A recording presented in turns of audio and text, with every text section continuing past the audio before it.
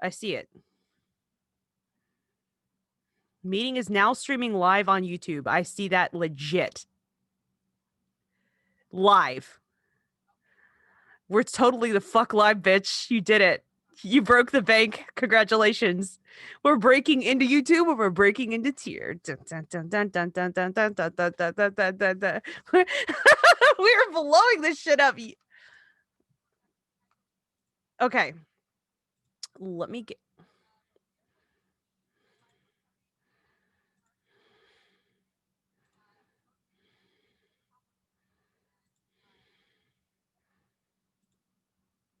Okay, am I not echoing now? I should be fine. Hold on. I can't hear you. No audio. Okay. You're not echoing, and you are not echoing, and I just unmuted myself. Yeah, you did. So now we're good. You can hear? Okay. Thank I can. fuck. Yeah, because I was trying to point to my headphones, but I was echoing and you were muted. So between the two of us, we have Yeah, one we didn't voice. have any fucking idea what was going on. So, all right, we are live. Lumen is here. He says it works. So yeah, that's great. so let's share the live YouTube link to our YouTube. That way they can't get in our Discord and they can still see us live and we can not deal with any trolls. Perfect.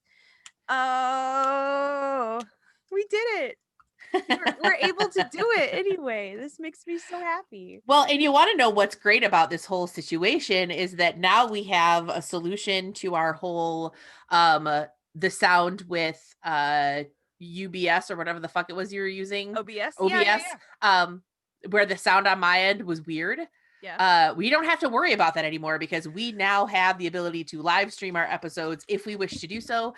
And the other thing I was thinking is that, you know, if we want to do a live stream video, or if we want to do a video for a recording instead of using podcast, let's just use Zoom.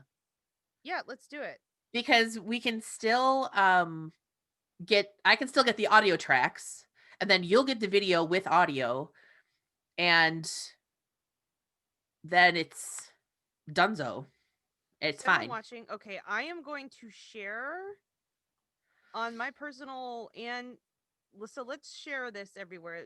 You can put it in Discord and I'll put I literally just tweeted it, so yay, and I'll do it on mine too. I'll throw it in Discord. I already threw it in Discord. I'll put it in announcements.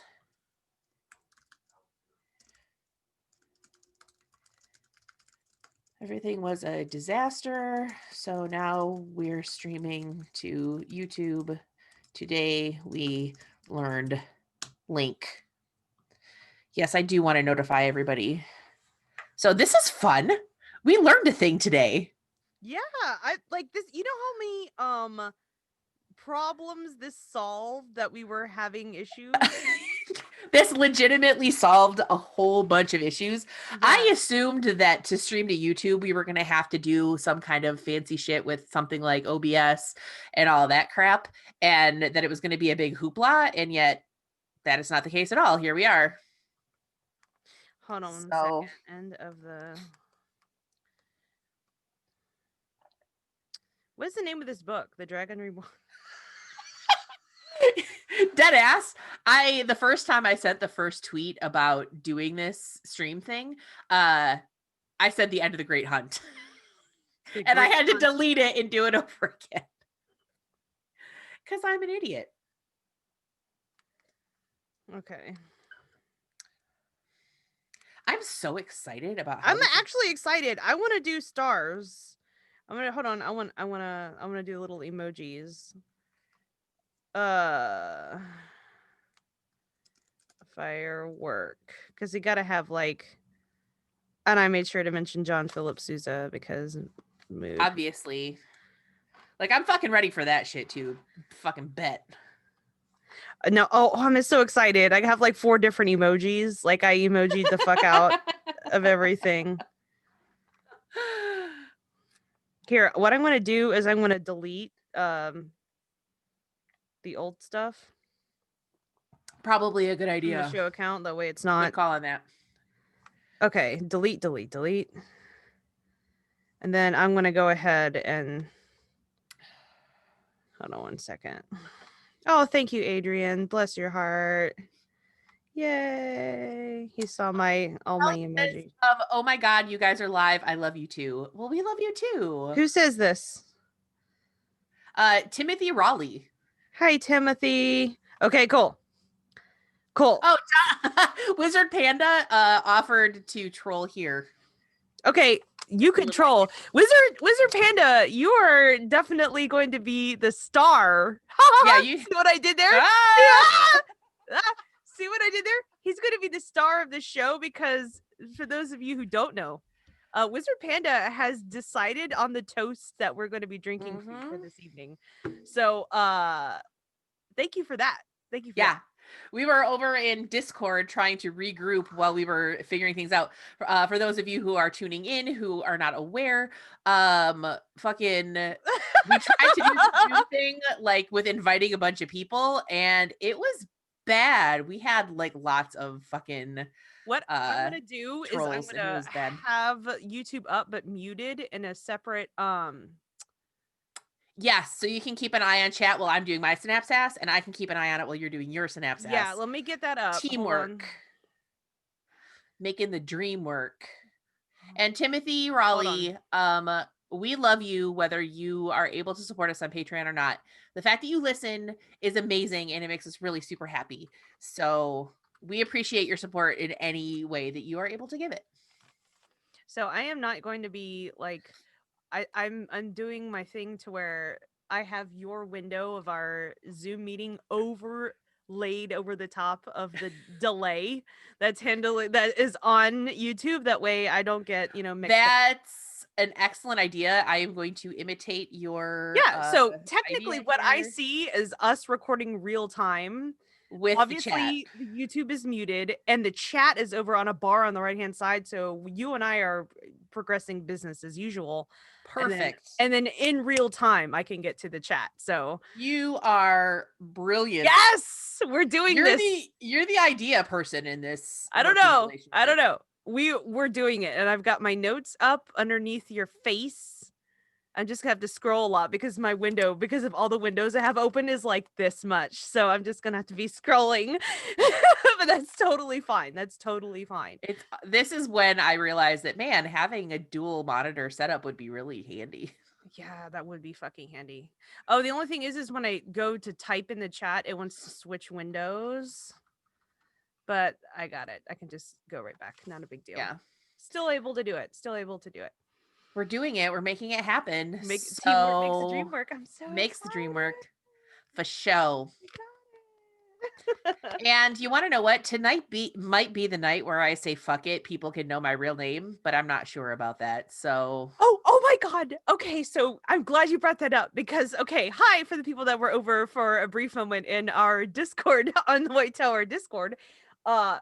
I got, and I'm saying this again because I want to shout out Becky here too. Becky. Oh my God, Becky.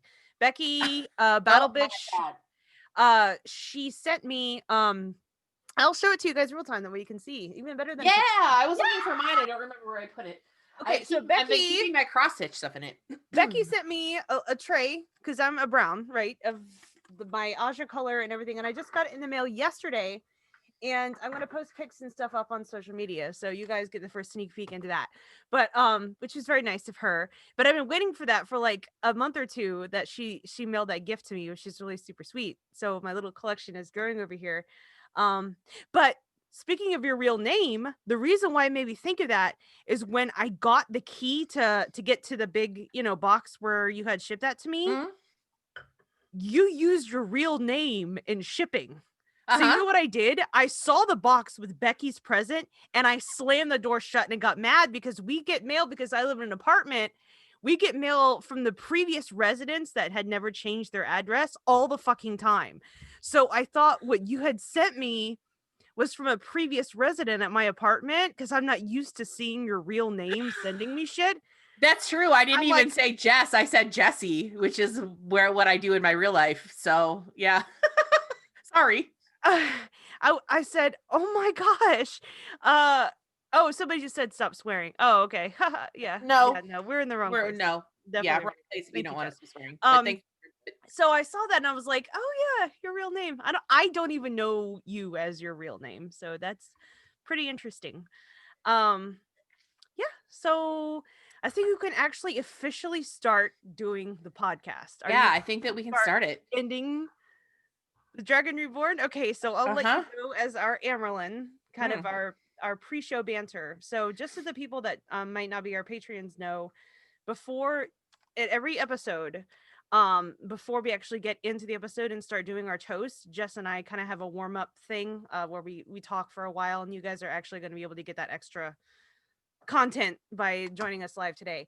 Um so Jess, I'll let you lead off to the people what we're Mm. doing, why we have these lapel pins, what we'll be discussing today, what the point of all this is, like why today and why is tonight specifically fantastic, and what are we doing. I'll let you All right. Well, let's go ahead and just kick it off. Okay. Okay, you ready? Oh, you ready? I'm ready. Are you ready? I'm ready. 1, One, 2, two, 3. three. To To Zoo Zoom Trolls. Trolls. Yay! Thank you, Wizard Panda. Mm. Mm. Oh, she's going hard. Deserves a big chunk. Awesome. Okay. Oh, you got the John Phillip Sousa'd. The hell yeah, Stars and Stripes forever. So, what's so patriotic about tonight's episode, Jess? Why are we celebrating? We are celebrating because it's a beautiful day in Tyr. In the neighborhood. The dragon in the neighborhood of Tyr. um uh, the dragon has been reborn. He has declared himself. It's a big day. There are fireworks. Everything is amazing.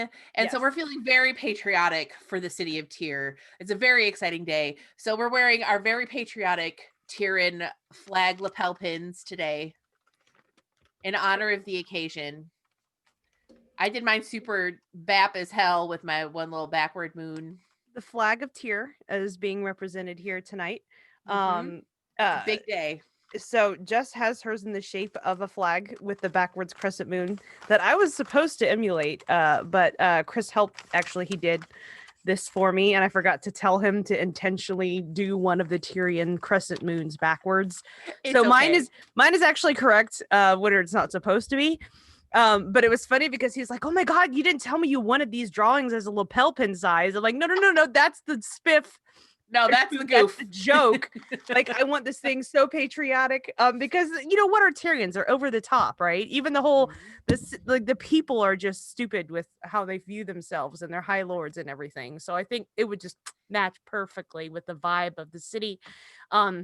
Spoiler alert, I guess the dragon hasn't proclaimed himself as of up to yet in what we've been discussing thus far, but we're going to be getting into that tonight. Tonight is going to be, strap yourselves in, guys, because it is going to be an extra long episode. I might have to reach into my second glass of wine. Jess and I are going to be covering 3 chapters technically. Oh, But bitch, look at my fingernails. I saw your fingernails yesterday. They were gorgeous and I should have commented on it, but I was too drunk. It's okay.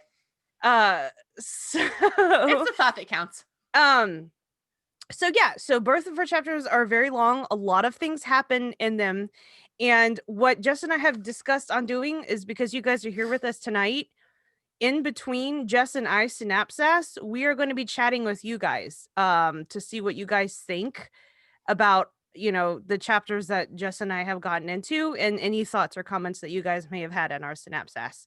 So you guys are literally going to be, because we're recording this for posterity, the video as well. So all of your chats, your comments, the things that you put are going to be part of our podcast for here in perpetuity. So you're literally going to be a live and communicative part and an audience for this. So thank you. Yeah, you are it's an interactive episode this evening, which is very fun. And yeah, Bruce, surprise, Rand is the Dragon Reborn. Never saw it coming. Absolutely just flabbergasted. Yeah. So but how does that happen? And that's kind of what we'll be getting into as far as semantics goes. I guess These Jess, chapters are fucking buck wild. dude, I There's so spent many 6 hours. POV shifts. Oh my god. Bro, 6 Bro. hours. There's some really funny things that I'm going to hit on mine, and I'm really excited to share with you guys. So it's going to be a good ride. Not only you guys are going to participate, but it's going to be extra long and extra sweary, and I'm going to be drinking extra long into it. So we're going to have a good time.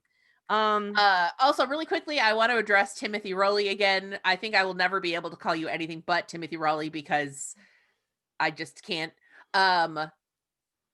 Don't dunk on my choice of Almond Bunt. He is a reliable person with transportation, and that is valuable. You can never underestimate the value of a reliable person with ready transportation. And please do feel free to talk Vision about Quest. scrotum maintenance. If you have information on the maintenance of the testicles, absolutely interested to hear Direct what you all those have. to Jen, because I'm the one that wondered about what the hell baby powder was going on with the balls. So I've been informed of that. I actually got a couple DMs, lengthy DMs, Of course but you did. it wasn't trolling. It was our wonderful male listeners, and they informed me of like what was going on. I was like, okay, so I actually thanked them. Each one. I appreciate that. Obviously no pictures. Thank Please, God. that's harassment. But yeah, I mean, do you just kind of want to jump right into this and get into this? Yeah, let's talk about Robert Jordan's epic fantasy series, The Wheel of Time. Okay. Before we start, I'm gonna probably ask Chris in a minute. He might have to make a cameo to give me some more wine because this little bit of wine isn't going to be able to do it for like 3 chapters in the Yeah, ending for of this this long book. ass episode, no, it's not gonna. That's not gonna cut it. So So that's totally fine. Chris makes lengthy DMs. he I did. I didn't realize the lengthy versus the dick. Oh my god, I should have realized. yeah, that. it was good. It's good. Yeah, Chris makes frequent cameos during our recording sessions, and so this is sort of just a window into our bullshit. So enjoy that. But let's get started. This evening, I will be synapsizing for you chapter 54 of the Dragon Reborn, Into the Stone. Lights up on Matt. Gallivanting around the rooftops of Tyr, trying to figure out how the fuck he's going to break into the Stone of Tyr. He figures that no sensible man would be up there at night, but also recognizes that he is not known for his sensibility, something which we, as the audience, are well aware of. Frankly, I'm pleased with his level of self-awareness in this moment. He's followed the wide road that skirts the stone from one end to the other, and as far as he can tell, his best bet for getting in is via the city wall, which runs right up to the stone. He's carting around his quarterstaff, a small tin box with a wire handle, and the roll of fireworks from Eludra, which he has revamped so that they're all crammed in together and rolled as tightly as possible. I wonder what he's going to do with it. He crouches in the shadows and continues to steady the stone, setting the tin box down because the handle is starting to get uncomfortably warm. I wonder what that's all about. Further examination of the stone is not especially encouraging. The city wall is narrower than in other places, about a pace wide, which, if you recall, is about 3 feet or a meter for literally everyone else in the world. Objectively, Matt knows that this is plenty of space, but it really feels like it isn't when there's a 10-span death plunge to pavement on either side of you. A span is 6 feet or 2 meters, so we're talking a 60-foot drop, which, according to my calculations, is equivalent to a 5-story building. That is a not insignificant drop. I can understand why he's nervous. But Matt's like, well, a bunch of these houses back right up to it. It goes straight to the fucking stone, so what the fuck? Not that this is particularly helpful, since the stone itself is basically a cliff.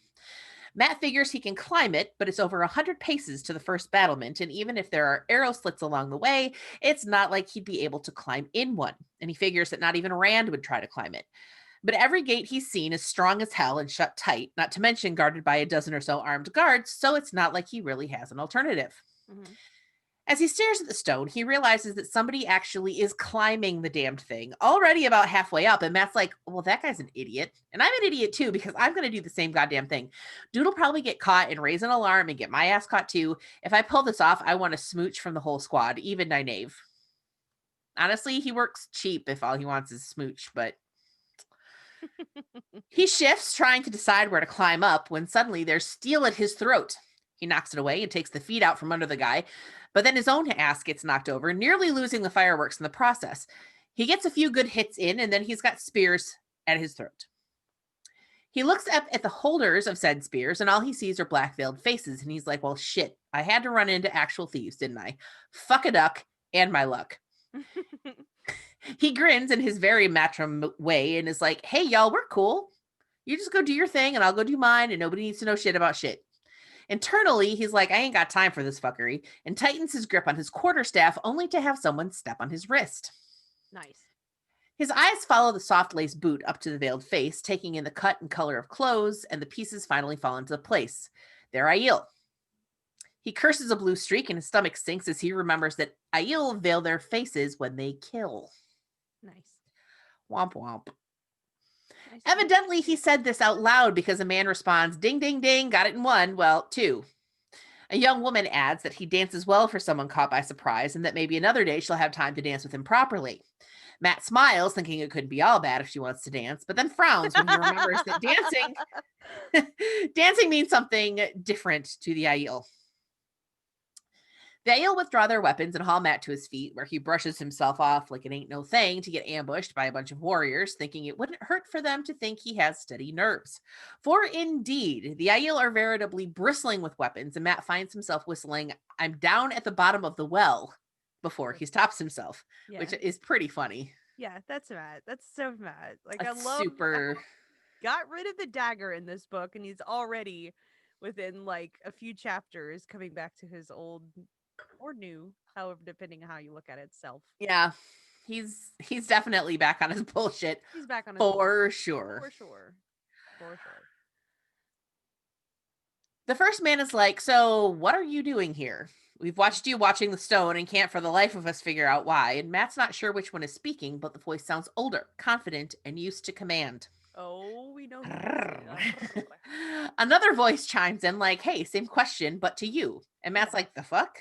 Yeah. As a man in baggy breeches steps out of the shadows. I didn't figure on finding Aiel up here, but I ain't scared. And he whirls his slim staff in demonstration. My name is Juilin Sandar. You killed my father. Prepare to die. Yes. Yes, Princess Bride for the win. Just kidding. He says he's a thief catcher and he wants to know what the fuck they're doing. Yeah. Cool. The other way's better, though. Yeah, I like it better, too.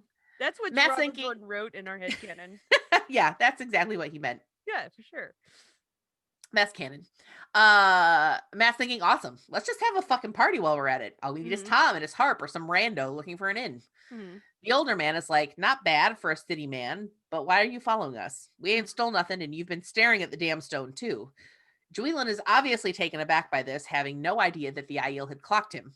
Of course, they did, because they're Aiel. And he's like, well, fuck. Fine. I did a thing today, and while part of me thinks it's okay, a smaller part of me thinks that it was real bad, and it will not stop bugging me. The older man nods and is like, word, I'm Ruark of the 9 Valleys Sept of the Tardad Aiel, and once I was Ethan Dor, a red shield. Chaboy! Chaboy! Technically our first introduction. Can we have a toast to Ruark? Ruark right, is we introduced can. for the first time just now. To Ruark. Big ass moment to Ruark. Love that, man. Good job. Love that, man. New character introduction, guys. Ruark. And he's daddy. He is indeed. But I will leave that up to the people to decide. I'm just saying for my own personal sort of, Oh yeah. you know, reference. Yeah. Right.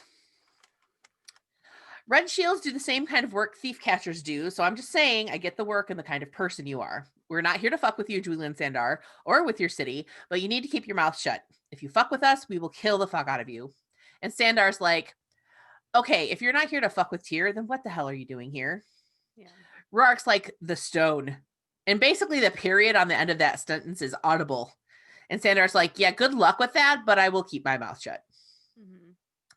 Ruark turns to Matt like, and what's your deal, nameless youngling? I love that, nameless youngling. Nameless youngling. Matt's like, it just seemed like a nice night for a walk. Like, classic. The woman puts a spear to his throat again, and he reconsiders his tack. He carefully pushes the spear away from his throat and he thinks that she laughs. And he's like, yeah, a couple friends of mine got taken prisoner. Jailbreak, baby. Yeah. Ruark's like, alone? And Matt's like, well, there isn't anybody else unless you want in. We could team up. You could do worse than my luck. And internally, he's like, so far, anyway, since I didn't get fucking murdered just now, and backup would not be a bad idea. Ruark's like, we're not here for prisoners, gambler. And another guy's like, it is time, Ruark. And Ruark's like, right on, Gall. Whoop, whoop, whoop. Whoop. Oh, we know. Wait a minute. We know Gall. Wait a minute. We know Gall. We know Gall. He was the guy a few chapters ago that Perrin released from that white cloak camp. Looks like Gall caught up with his buddies. So this is good. This is good. Yep. I forgot Back Gall. with his... I forgot Gall was. I mean, obviously where else the fuck else would he be? I mean, but last time we saw him, he did say he was going to Tyr. So like, but you kind of forget about it because there's so much shit that happens in between. Yeah, but I guess he made it. The only thing I'm concerned about with is, well, okay, I guess Rabbit Jordan did cover this because in previous chapters, like Julian was saying that he had noticed shapes on the roof for a few days. Because my thing is, how the fuck did they all get at the Stone of Tyr at the same day, at the same time? Obviously, with different travel conditions and things like that. But I guess they had all waited till a certain time, and it just so happened the pattern wove it. Yeah, I think this is yeah. This is some pattern shit. There's probably some big Tevier energy happening, like. Yeah. Big Tevier and synergy, maybe. Yeah, Jonathan in the chat put BTE and he beat us to it. So yeah. 100% BTE. It's true. It is known. It is known. It is known. Studies have shown it is known. I love that meme. Let's see here. So yeah, right on, Gall. He warns Matt and Julian not to rat them out, and then they're gone. All of them. At least he thinks so. Mm-hmm. Matt gathers up his shit and is like, I hope you're not going to try and stop me either, Sandar, because I'm doing this either way. And Sandar's like, are the friends you're going after 3 women? And Matt's like, maybe? Why? And Sandar's like, well, I know they're in the stone, and I know that there's a back door where thief catchers take prisoners inside. So if you trust me, I can get you in, and maybe your luck will get us out alive. Julian knows where the back door is. Of course he does. Go ahead. Canonically. Back door. He can get in where nobody else can. Good for you, buddy. Good for you. That's what she said. No. That's what hell. Matt ponders this, weighing the pros and cons, and ultimately decides that it's probably not worse odds than trying to climb the damn thing. He looks over at the city wall and he's flabbergasted to see dim shapes flowing along it, headed for the stone. He figures there must be over 100 of them, and now climbing up the sheer side of the stone. He gives up on getting in that way now, since surely 100 Aiel pouring in will set off alarm bells, but he figures that that'll make for a good distraction, and decides to go ahead and add his bit for good measure. Mm-hmm. Matt's like, okay, Thief Taker, as long as you don't decide I'm an actual prisoner at the last minute, we can do it your way. I just have one little errand to run first. And he leads Sandar across the rooftops to the wall, and they pull themselves up. And Sandar's like, yo, what the fuck are you doing? And Matt's like, don't worry about it, we're here. Matt takes a deep, fortifying breath and holds his quarterstaff out horizontally in front of him for balance and heads toward the stone, trying not to think of plunging to his death off the side and hoping that Sandar doesn't change his mind and decide to fuck him over. When he gets to the stone, he sees that there's an arrow slit situated perfectly to shoot at any invaders who might try to approach from the city wall. He stuffs the bundle of fireworks into the hole as far as he can and pulls out a string of knotted fuses. Aha! Clever Matt has trimmed all the fuses and tied them together, so theoretically, all the fireworks should go off at the same time and provide a nice flash bang to attract more attention away from the prisoners. Aw, baby's first bomb. Baby's first art. Well, not bomb. Yeah, bomb. I mean, yeah, it's basically a bomb. It's bomb. Yeah. The tin box is hot as fuck now, and we find out why. It's got a hot coal in it. The handle of the little box turns into tongs, and Matt pulls out the coal and blows on it until it glows, and then holds it to the fuses until they light. Then he grabs his quarterstaff and hauls ass back the way he came, cursing himself for a fool as he runs. He hears a roar louder than anything he's heard in his life, and the blast knocks him on his belly and takes the wind right out of him. His ears are ringing like crazy, and he pushes himself up and looks back at the stone, and through the smoke, he sees that the arrow slit looks weird, bigger, and he doesn't know why. Because Matt just fundamentally doesn't understand the concept of, like, gunpowder. Yeah, it's Like, I think that's one of the best things that Robert Jordan wrote throughout the series is just the abhorrence and the like, oh my god, this is like woo woo, this is powerful medicine. Like, whoa, like you yeah. don't mess with it. Like, what is Yeah, this? and he just does not clock that at all. So, a split second decides him. Sandar might be waiting to help him or turn him in, but now he has a way into the stone on his own and he takes it. He pushes his way in and only gets about a dozen steps before 10 defenders of the stone show up, basically in their jammies, some of them with lanterns, others with swords. He mentally berates himself for going this way, since this was the reason he set the damn thing off to begin with, but he doesn't have time to go back. He throws himself and his quarterstaff at the soldiers before they've even really had a chance to register that he's there, knowing that he'll never be able to take them all down on his own and lamenting that he's now cost the squad whatever chance he might have given them for escape. Then Sandar is there next to him going ham with his own staff, and they take those fuckers out. Sandar's like, fuck me running. I just attacked defenders of the stone, and they're going to take my fucking head off for it. What the fuck did you do, my man? Please tell me you're not one of those men who can channel. And Matt's like, fireworks, my dude. He can hear more boots coming through the ringing in his ears, and he's like, let's fucking move. Where are the cells? We got to get out of here. Sandar leads him down a side hall away from the oncoming soldiers, helpfully noting that they have to hurry or they'll be killed. Thank you, Captain Obvious. They hear gongs sounding from somewhere above, sounding the alarm, and Matt mentally promises the squad that he'll get them out or die trying. Mm-hmm. Smash cut to Rand, making his own way through the stone. He doesn't pay attention to the roar of the explosion or to the alarm gongs. The old wound on his side broke open during the climb up the stone, and it burns, but he doesn't pay attention to that either. He's almost at his goal, and a smile of dread and anticipation is on his face. He thinks to himself that he'll finish it at least, and it'll all be over and done with, and he laughs to himself on his way to Kalendor. Star wipe to Egwene, just waking up. Her face hurts, and she's thirsty, and there's a bitter taste in her mouth, and she wonders why she was dreaming about Rand and Matt, shouting that he was coming. He opens her eyes and realizes she's in a cell and goes into a full PTSD meltdown, like full on screaming that she won't be chained, collared again, like a bad scene. Elaine and Nynaeve go to her immediately, which in and of itself is enough to calm her down because she realizes that she's not alone. They're prisoners, but they're not collared, and she can work with that. They have to help her sit up because Egwene is fucked up from Liandrin and the shit fits beating the crap out of her. She's exhausted and everything hurts, and that's how Egwene finds out what it's like to get old. For real, though. For real. For true. For real. Like, fuck. Yeah. The cell is bare except for a torch. The door is made of rough planks with messages scratched into it by former occupants. One says, "The light have mercy on me and let me die." So that's uplifting. It is. Very much. She asks if they're still shielded, but realizes that she doesn't need to. She can tell by Elaine's swollen cheek and split lip and black eye, because if Nynaeve could reach the true source, she would have healed them. Nynaeve tugs her braid, angry underneath the despair, and says that she's tried to break through the shield, but she can't. One of the Black Asha is sitting outside their cell, maintaining it. And she's like, for all the fucking effort they put into getting us here, you'd think we didn't mean fuck all. We've been in here for hours and nobody's come to question us or even bring us water. Maybe they want us to die of dehydration or something. And Elaine's like, Leandrin said we're bait. And Nynaeve's like, yeah, for what? And Egwene's like, Rand, Obs, I dreamed about him. I think he's coming here. Don't be such chickens. We got away from the Shanshan. We can totally get away from Leandrin's dumbass. She still doesn't know why she dreamed of Matt and Perrin. Nynaeve and Elaine don't look convinced, and Nynaeve tells her that Liandrin told them about the 13 Murdral that were on the way. Egwene did not know this because she was unconscious when Liandrin told them about it in the carriage. She stares at that message scratched in the door. The light have mercy and let me die. Better to die than be turned to the shadow, she thinks. She realizes that she's got one hand clenched around her pouch and that she hasn't been searched. They didn't take her great serpent ring or her dream terangrial.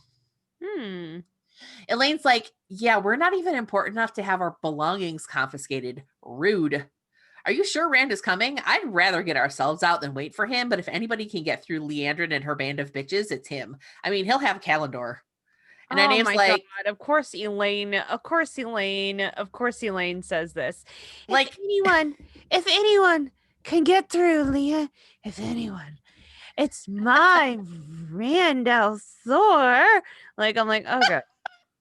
You're in she had a moment of I'd rather get ourselves out. So she was like, I would rather not wait for his stupid ass. She does make a point though. He's going to have this massive like sangreal.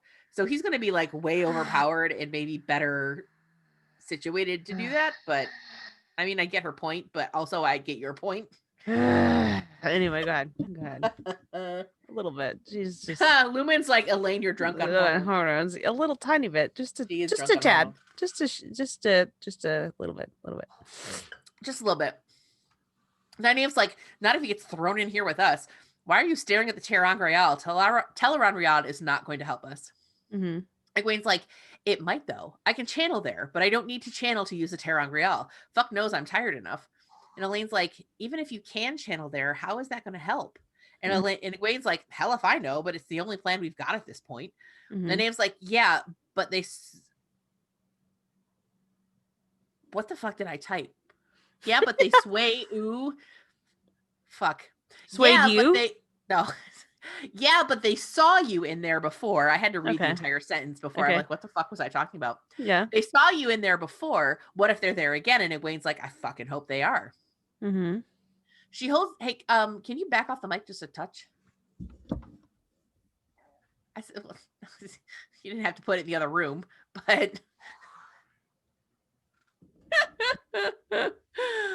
I love you. I love how that was punctuated by Rich hacking in the background. Yeah, I should probably close the door, but anyway. That is also like the normal ambiance of our recordings. This is the real. This is the real thing. This is real, guys. This is real. Nynaeve's like, yeah, but they saw you in there before. What if they see you again? And Egwene's like, I fucking hope they are.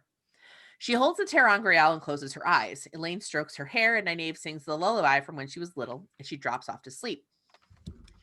When she lands in Teleron, she's wearing blue silk, surrounded by wildflowers and butterflies and soft breezes, and all her aches and bruises and the thirst are gone. She's able to She's able to touch the true source. Easy for me to say. Satisfied, she closes her eyes and forms a picture of the heart of the stone in her mind, the one place in the stone she knows besides herself. And when she opens her eyes, she's there, but she's not alone. The translucent form of Joya Bayir stands before Kalendor, which pulses with light. Joya spins and cries out, the fuck? You're shielded. Egwene embraces Saidar and starts to weave the flows of spirit she remembers being used against her and cuts Joya off from the source. The Black Sister's eyes grow wide as Egwene weaves air to bind her in place. Egwene finds it easy as hell to hold both the flows at the same time, and Joya is sweating bullets as Egwene approaches her. Joya is clearly terrified, but spouts off a bunch of big talk about how Egwene obviously has a Terangreal that they don't know about that doesn't require channeling, and she's going to have to take that shit away from her, and what she does in Teleron doesn't impact the real world, so Egwene had better not do anything to make her mad, and blah, blah, blah. And Egwene smiles like, oh, you seem super positive that you are going to wake up, dark friend. If your Terangreal requires channeling, shouldn't you have woken up as soon as I shielded you? Maybe you can't wake up at all as long as you're shielded here. She decides Joya isn't worth the effort of smiling and says, a woman showed me a scar she got in Teleron, dark friend. What happens here is real when you wake up. This has Joya shook, and Egwene wonders if she thinks she's going to die. She kind of wishes she was awful enough to kill her since Joya was the one who beat her up the most, just because she tried to crawl away and refused to give up. Egwene's like, since you give such hearty beatings, surely you won't mind a milder one for yourself. And she weaves air to strike Joya on the hips and adjust the flow so she doesn't have to maintain it. You'll feel and remember this when you wake up. And remember this too. If you ever try to beat me again, I will return you here and leave you for the rest of your life. The Black Sister is staring daggers at her, but there is a hint of tears there too. Egwene feels ashamed of herself for a moment, not because of what she's doing to Joya, which is well-deserved, but because she's taking her revenge while Nynaeve and Elaine wait for her to hopefully save them. She ties off and sets the flows of her weavings and then studies what she's done because she's not really sure how she did it. She thinks she might even remember what she did, which could be useful. After a moment, she unravels the weavings for the beating and Joya sobs in relief. And Egwene's like, I'm not like you, you know? This is the second time I've done something like this and I don't like it. I guess I'm going to have to learn how to cut throats instead. And Joya looks like she thinks that Egwene means to start with her. Egwene leaves through there, trapped and shielded, and hurries to find a way down to the cells. Smash cut to Young Bull biting out somebody's fucking throat.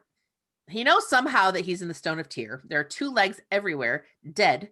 They'd smelled of fear and confusion, and he doesn't think that they knew where they were, and they definitely didn't belong in the Wolf Dream, but they stood between him and his goal, a tall door with an iron lock.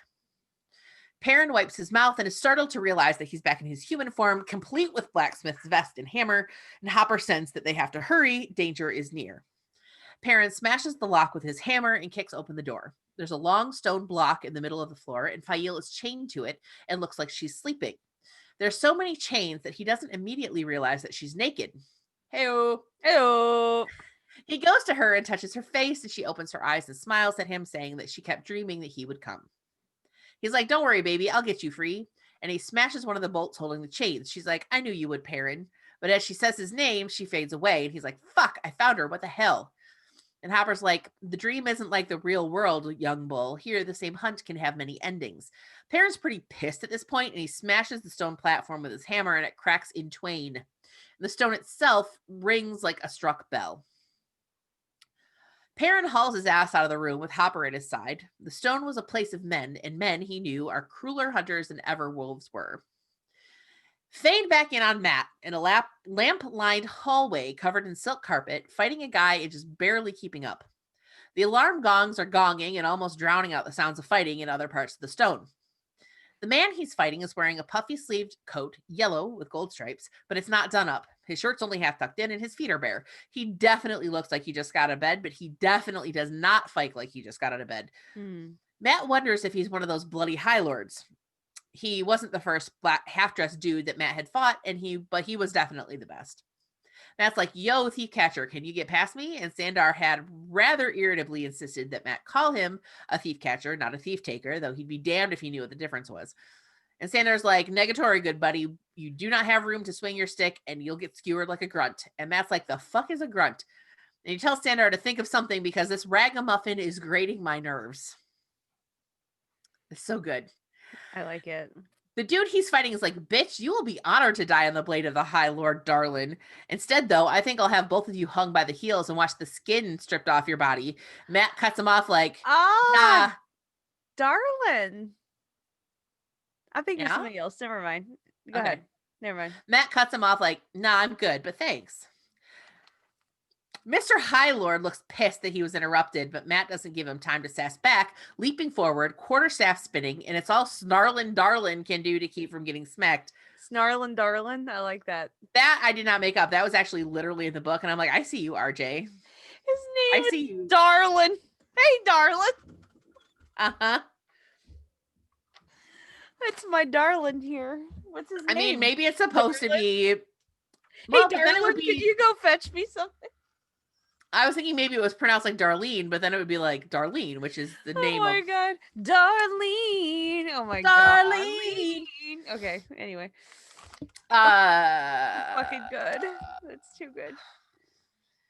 It's all Snarlin' Darling can do to keep from getting smacked. Matt knows he can't keep this up for long, and if he's lucky, it'll go back to counter-strike, but he decides not to wait for luck. As soon as Snarlin' Darlin gets himself in a defensive stance... Okay, sorry. I have to say this. That's right. Okay. So we got introduced to a new character. Hold on.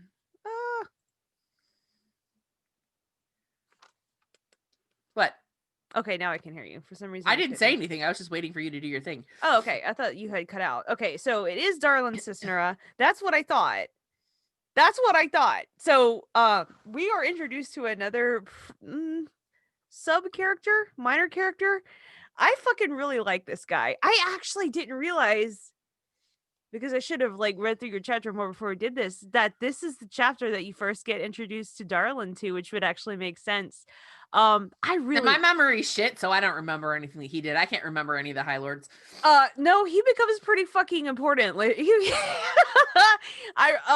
Darlin.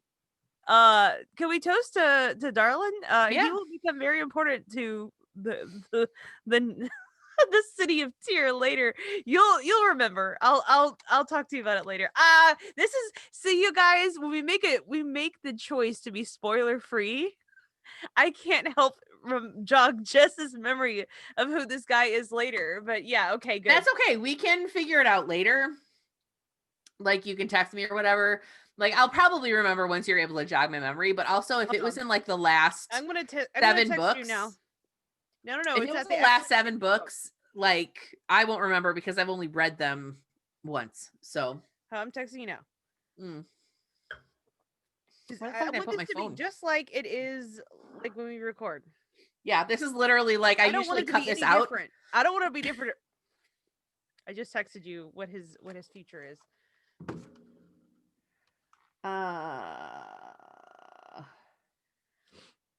Yo, did you read it? All right. Yeah. All right. Okay. Yeah, I'm with you. Yeah. Blah blah blah. Okay, as soon as Snarlin Darling gets himself set in a defensive stance, Matt changes his attack mid-whirl, and instead of going for the head, sweeps his feet right out from under him, then smacks him upside the head with the other end, and Darlin goes down. Darlin's Sweep the leg. Sweep the leg. Matt's like, fuck, man, if I have to fight anymore like this, I'll fall over from exhaustion. Nobody ever tells you that being a hero is so much damned work. Nynaeve always did find a way to make me work. This fucking lazy bitch. I love him so much. Who doesn't love Matt? I mean, like, I don't know. Okay, that's a good question. I've yet to meet a fan of these books that is like, you know what? I can't stand Matt. Like, people like him at different levels, but I think you have to like. Well, and I mean, I think we can all agree that Dagger Matt is just straight bullshit, and we're so glad that he's gone. But like regular Matt, like, he just keeps getting better. He just does. Every iteration, every iteration that happens as we march toward the last battle is just better than the last. Yeah. So, yeah. Wizard Panda's like, or no, Lumen's like, everybody say goodbye to Matt's self-awareness. Yeah. He was doing good there for a minute, but now he's back to his bullshit. He can't. Yeah. I wish I had Parent Rand here to help me talk about girls. But that's just all 3 of them. Yeah, they're idiots. Go ahead. Sandar joins him where he's leaning on his staff near the unconscious High Lord and comments, he doesn't look much greater than me, all sprawled out on the floor like that. Welcome to the revolution, comrade. Matt does a double take as a man goes trotting along an adjoining hall a little ways down, and he could swear that it's Rand, although he doesn't figure there's any way that it could be. Yes, say that. Yes, say that. Yes, say that. He swings his staff over his shoulder as he turns to speak to Sandar and stops when his staff thuds into something. Turning, he sees another half-dressed High Lord, sword fall into the floor, slowly collapsing like a flan in a cupboard. I love how Robert Jordan writes his luck, where he just happens to place his quarterstaff, and he just slings it over his shoulder and happens to knock a guy in the head. That's like Three Stooges comedy. That's like just pure slapstick. It's too much. That's just it's dumb. It's just slapstick. You're right. Comedy. It is absolute. Yeah. And yes, Wizard Panda. That was a wizard reference. It was a reference. Yeah. And then it slowly collapsed like a fly in a cupboard. Yeah. Matt quickly hits him in the gut and then gives him another whack on the head for good measure, and that guy goes down too. Luck, Sandar, he mutters. You cannot beat bloody luck. Now let's find this top secret passage from the High Lord's apartments to the cells. Sandar's like, Jesus, dude, be glad you were lucky. That guy would have killed us before we knew he was there. Now let's go before another one shows up. Lead on. Matt steps over the unconscious High Lord and says, I am no bloody hero. And he follows Sandar down the hall as the man mutters that he just knows the door is here somewhere. And thus endeth the synapses. So you get introduced to 2 characters here. I didn't realize this until you said Darlin. I'm like, Darlin Cisnera. I'm like, okay. He becomes very, we cannot edit this out, so I have to be very careful. He becomes very important later. You hear about him. He is a good man at heart, and he wins over the trust of somebody very important in these books. I forget that's how you introduced him, by just Matt just knocking him down. Damn, Robert Jordan, you really do set shit up from the very beginning. He sets Holy sets shit up shit! like I What don't the even. fuck? Anyway, and you meet Ruark and you get reintroduced to Gaul, Mhm. who escaped and he was going, like you said, to Tyr, but you didn't know like if he actually, well, he's Aiel, so of course he'll make it, of course. Yeah, but like you But don't know when and like how yeah. it's gonna.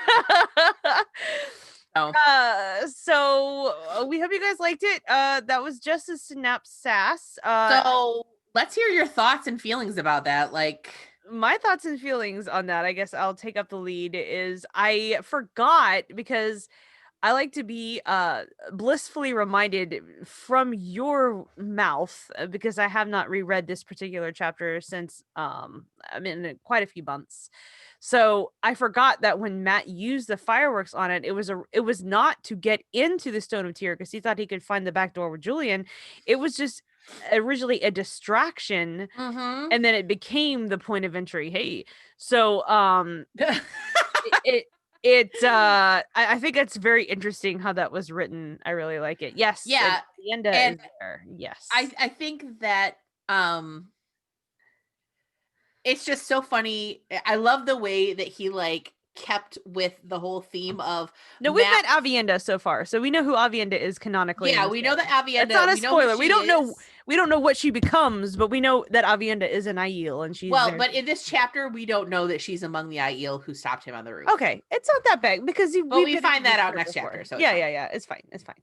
Yeah, it's fine. Actually, Or maybe the last chapter. third chapter maybe Yeah, of your part because not with we'll mine. talk about it at some point tonight. It will be a discussion. It will be a discussion. So I love how he keeps this thread of Matt's like fundamental misunderstanding of how explosives works. Yes. Like he's just so Yes. like uh just fucking ignorant that he Yeah. thinks that all it's going to do is just set off pretty lights. Yeah. That he has not just literally made a bomb. Hey, Desmond, I was helping you here with us. Oh, hey, Des. Nice What's up? Hey. Yeah, Also, yeah, he is a royal Lumen, douche at first. Yeah. check out Lumen's like Matt started off Operation Deep Penetration of the Stone of Tear with a bang. Ing. I love Ah, it. Ah. that's Yeah, this very is so good. true. That is very good. And yeah, you're absolutely I right, mean, for Des. the back door. Dark first impression of Yeah. you guys are amazing, and I love you. Darlin, he is a real. Yeah, I was like, as soon as Yeah, you said like a Darlin, I total was like, there is royal one douche. Darlin in these series, out of these here series of the collective. So I was like, okay, yeah, I think I know. Yeah, because he is a High Lord. Yeah, there's a Mhm. High Lord Darlin. Yep. I fucking know where you find him later without getting into any spoilers. Yeah, he's got a big chip on his shoulder. He's talking a So big game, and then obvi- he gets beat up with a stick. Thank you, So Des. Thank you for being here. I saw that Des was in the actually I saw that you were in the Discord thing yep. before you even came here a while ago. I just want to make sure you came over. Okay, so yeah, I know you've been here. Um, but my thing with him is I have not said this as of yet. On anywhere, social media, obviously on the podcast. But obviously everyone knows like Bale Doman and whatever. But as far as like a minor B tier character, like we're not talking like somebody that I think you actually do get a Darlin POV later. And that's kind of a spoiler.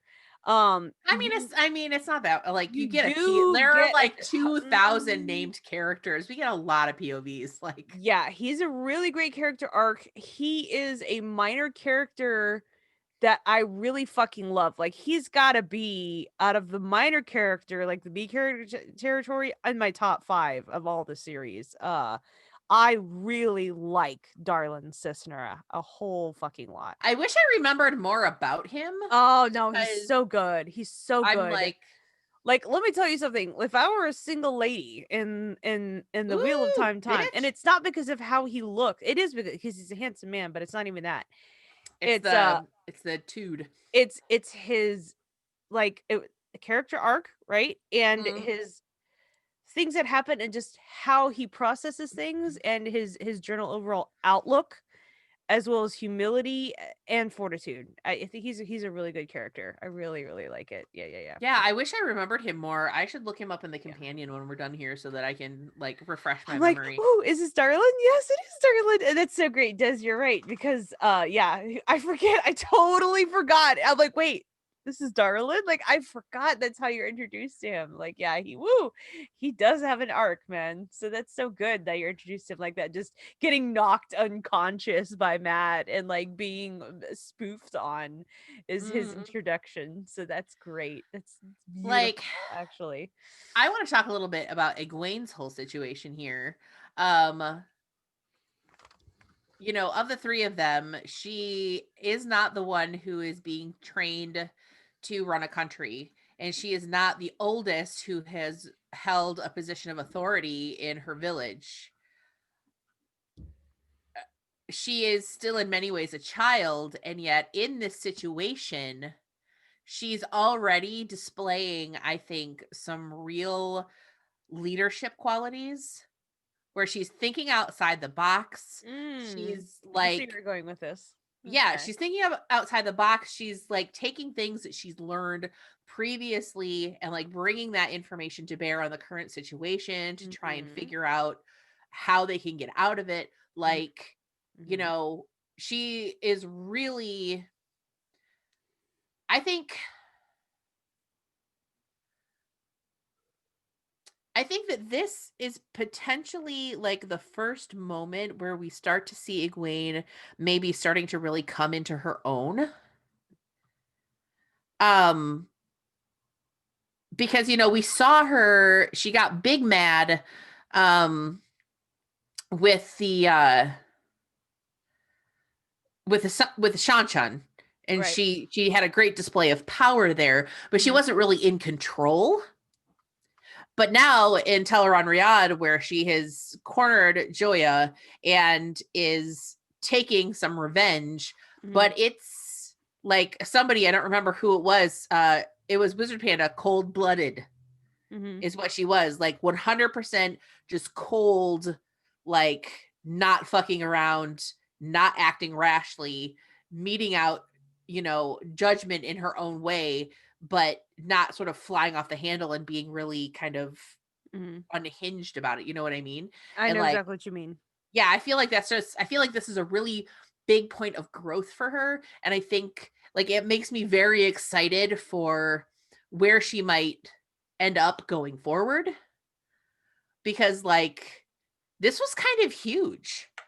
Like I might be able to figure something out by going into Tell her. Teleron Riyadh. I can channel there. If they're there, I might actually be able to do something about this. So, like just amazing problem solving. Like She's also a dreamer, so it could be an instinct that she had to go into the it could dream world. be. Yeah, she obviously Um, has a propensity for this particular talent. Yeah, yeah, yeah. talent. So, it could very well be that, I think the other thing that's really interesting is that, I mean, she obviously learned a lot with the Shanshan in terms of sort of the level of increase in her power and the things that she learned to do, but also, she is learning by seeing. So she was able to replicate the weave for a shield Mhm. based on what she saw someone else do to her, Mhm. which is pretty impressive. Yes. And then being able to maintain multiple weaves, which Yeah. given how much of a Spirit baby and she air. is, Yeah, yeah, yeah. like being able to maintain two or three of them at the same time is Mhm. also very impressive. And then just sort of instinctually knowing how to tie them off and I set have them. thoughts about that.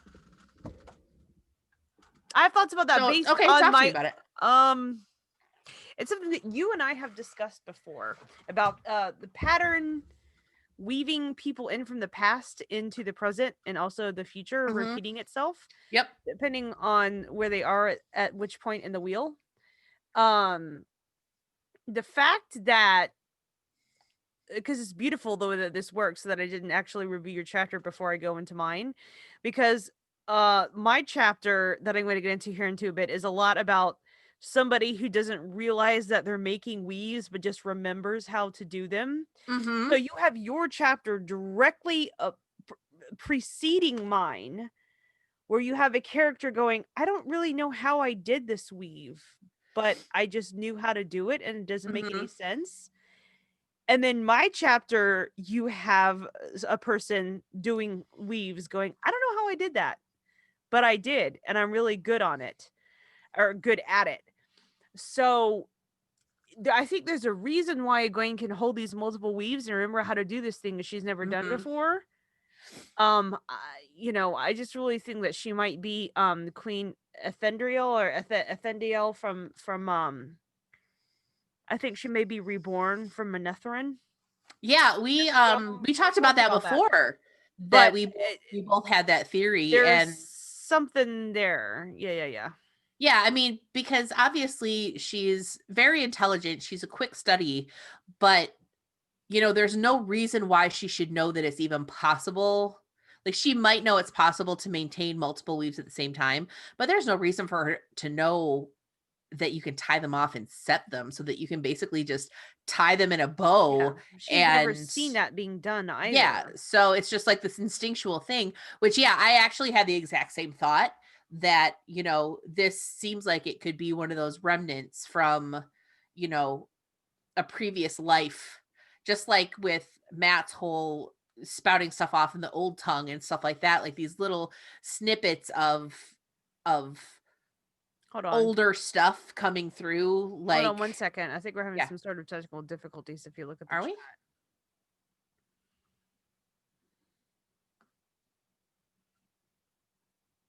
Because I'm not seeing anybody talking, but I thought maybe they were just not talking. No, I've been seeing everyone's chat. That's how I saw it. So, because I mean, my stuff, like, I'm talking as the White Tower and my stuff is going up, but I'm not seeing anybody else. Okay, all right. Because the last thing I see is from Wizard Panda. Okay, so yeah, okay, and I see the last. I see from Joe. Okay, cool. I don't know what happened. So, anyway, I mean, it still says that we're live, so I think that that's still working. So I think it's still working. What was I going to say? Yes, I'm just going to respond. Anyway, so I don't know what that was about. Yeah, but going back to her being possibly reborn, I think there's something going on with that. And I think that could bear future study. But seeing stuff like that, I think there is a mirror. It's so funny that what she does is in her chapter right before we get to mine. Speaking of mine, if we're all good, are you guys ready to listen to the second to the last chapter of the book, chapter 55? Let's fucking do it. What is written in prophecy? Whoop. Let's do it. So let's do as it. long as we're all here, my body is ready. Rand enters the chamber, walking among the great redstone pillars he remembers from his dreams. He sees Kalendor hanging hilt down in midair, waiting for no hand but the Dragon Reborn. It revolves, breaking the little bit of light into splinters, calling him, waiting for him. If I am the Dragon Reborn, he monologues, not a half-mad man with the ability to channel, a puppet dancing from Moraine and the White Tower. Take it, Lutheran. Take it, Kinslayer. Rand turns. A man with close-cropped white hair steps from the shadows amongst the columns. This man seems familiar, but Rand has no idea who he is. In a red silk coat with black stripes down its puffy sleeves and black breeches tucked into elaborately silver-worked boots. Fancy. Oh, he fancy, huh? He fancy. He fancy. You put them in a cage, Rand said. Elaine and Nynaeve and Egwene. In my dreams, you kept putting them in a cage and hurting them. The man dismisses these girls, saying, bro, they're less than nothing. Until the day comes when they are fully trained. Until then, Rand, you must, he doesn't say Rand, he says, you must do what you have come to do or die by my hands. And then he says the girls will serve him and to serve his power. Rand's like, and you are? The white-haired man goes full villain monologue, throwing his head back and laughing. I mean, you get the vibe he's fully stanced, like feet hip width apart, fists on hips. fully stanced. Sass. 100%. He throws shade like, oh, you don't remember me? I don't remember you the way you are now, this country boy. A lad with a flute case on his back. Did Ishamael lie, or was he telling the truth when he said, you remember nothing, Luz Theron? A name, Rand demands. What is your name? And I like this from Rand. He's like, a name? And the guy's like, call me Bilal. The Forsaken scowls, and Rand does not react to that name. Take it, Bilal gestures to the sword. Once we rode to war side by side, and for that I give you a chance, a fair chance, to save yourself and those three I mean to make my pets. Take the sword, countryman. Rand laughs and calls him a bitch, saying, Bazelmon himself has hunted me. Grovel before a Forsaken when I have denied the Dark One himself to his face. Is that what you think? Bilal says softly, truly, you know nothing. Jon Suddenly, Snow. I know nothing. Oh, that's good. That comes. We're gonna have a Jon Snow moment. Suddenly, there is a sword in his hands, a sword carved from black fire. He says again for Rand to take Kalendor, as it is laid there for 3,000 years. One of the most 3,000 years. One of the most powerful sangreal we have ever made, waiting for him. The sword duel commences, but Rand does not get Kalendor. Rand leans in to the vile sweet sickness of Sidene, and suddenly there appears his own power-wrought sword, a sword with a heron mark on its fiery blade. Duel of the fates. Da-da! It is Duel of the Fates. We are full Darth Maul versus Obi-Wan, Black Blade versus Red Blade. Place your bets, gentlemen. It is now 3 swords in the stone. Place your bets. Dun dun dun. Kalendor is a referee. It's Bilal and it's Rand. We get sword forms, baby. Whoever had reading sword forms on their bingo sheet for the duel at the Sword and Stone, cross that off right now because we got them all. Robert Jordan delivers with water flows downhill, wind and rain, and everyone's vagina imagery favorite, parting the silk. That's what fuck you. Parting the silk is a vagina reference. That's all I'm gonna say. Yeah, I do that. Yeah. Rand goes, yeah, we're doing Sousa and Williams. We could do a Stars and Stripes Trevor blowout depending on the chapter. Rand goes full emo yet again as he tells himself he does not deserve the title Blade Master. Even though we know. Let's check our notes. He fought and killed a Blade Master in a single fight sword combat. Everyone's favorite chopstick acrylic nail man, Turok. Like, you think that wouldn't throw back to that? Yeah, you want to know what though? Throwback. Like, we got a chopstick throwback. He did defeat a Blade Master. He did. Like, even if it was kind of I'm like, bitch, that's the fucking literal rule of becoming a Blade Master. Did you defeat a Blade Master using blades in single-handed combat? And I mean, done. Maybe that's the rule. Maybe it was dumb luck. Maybe it was dumb luck.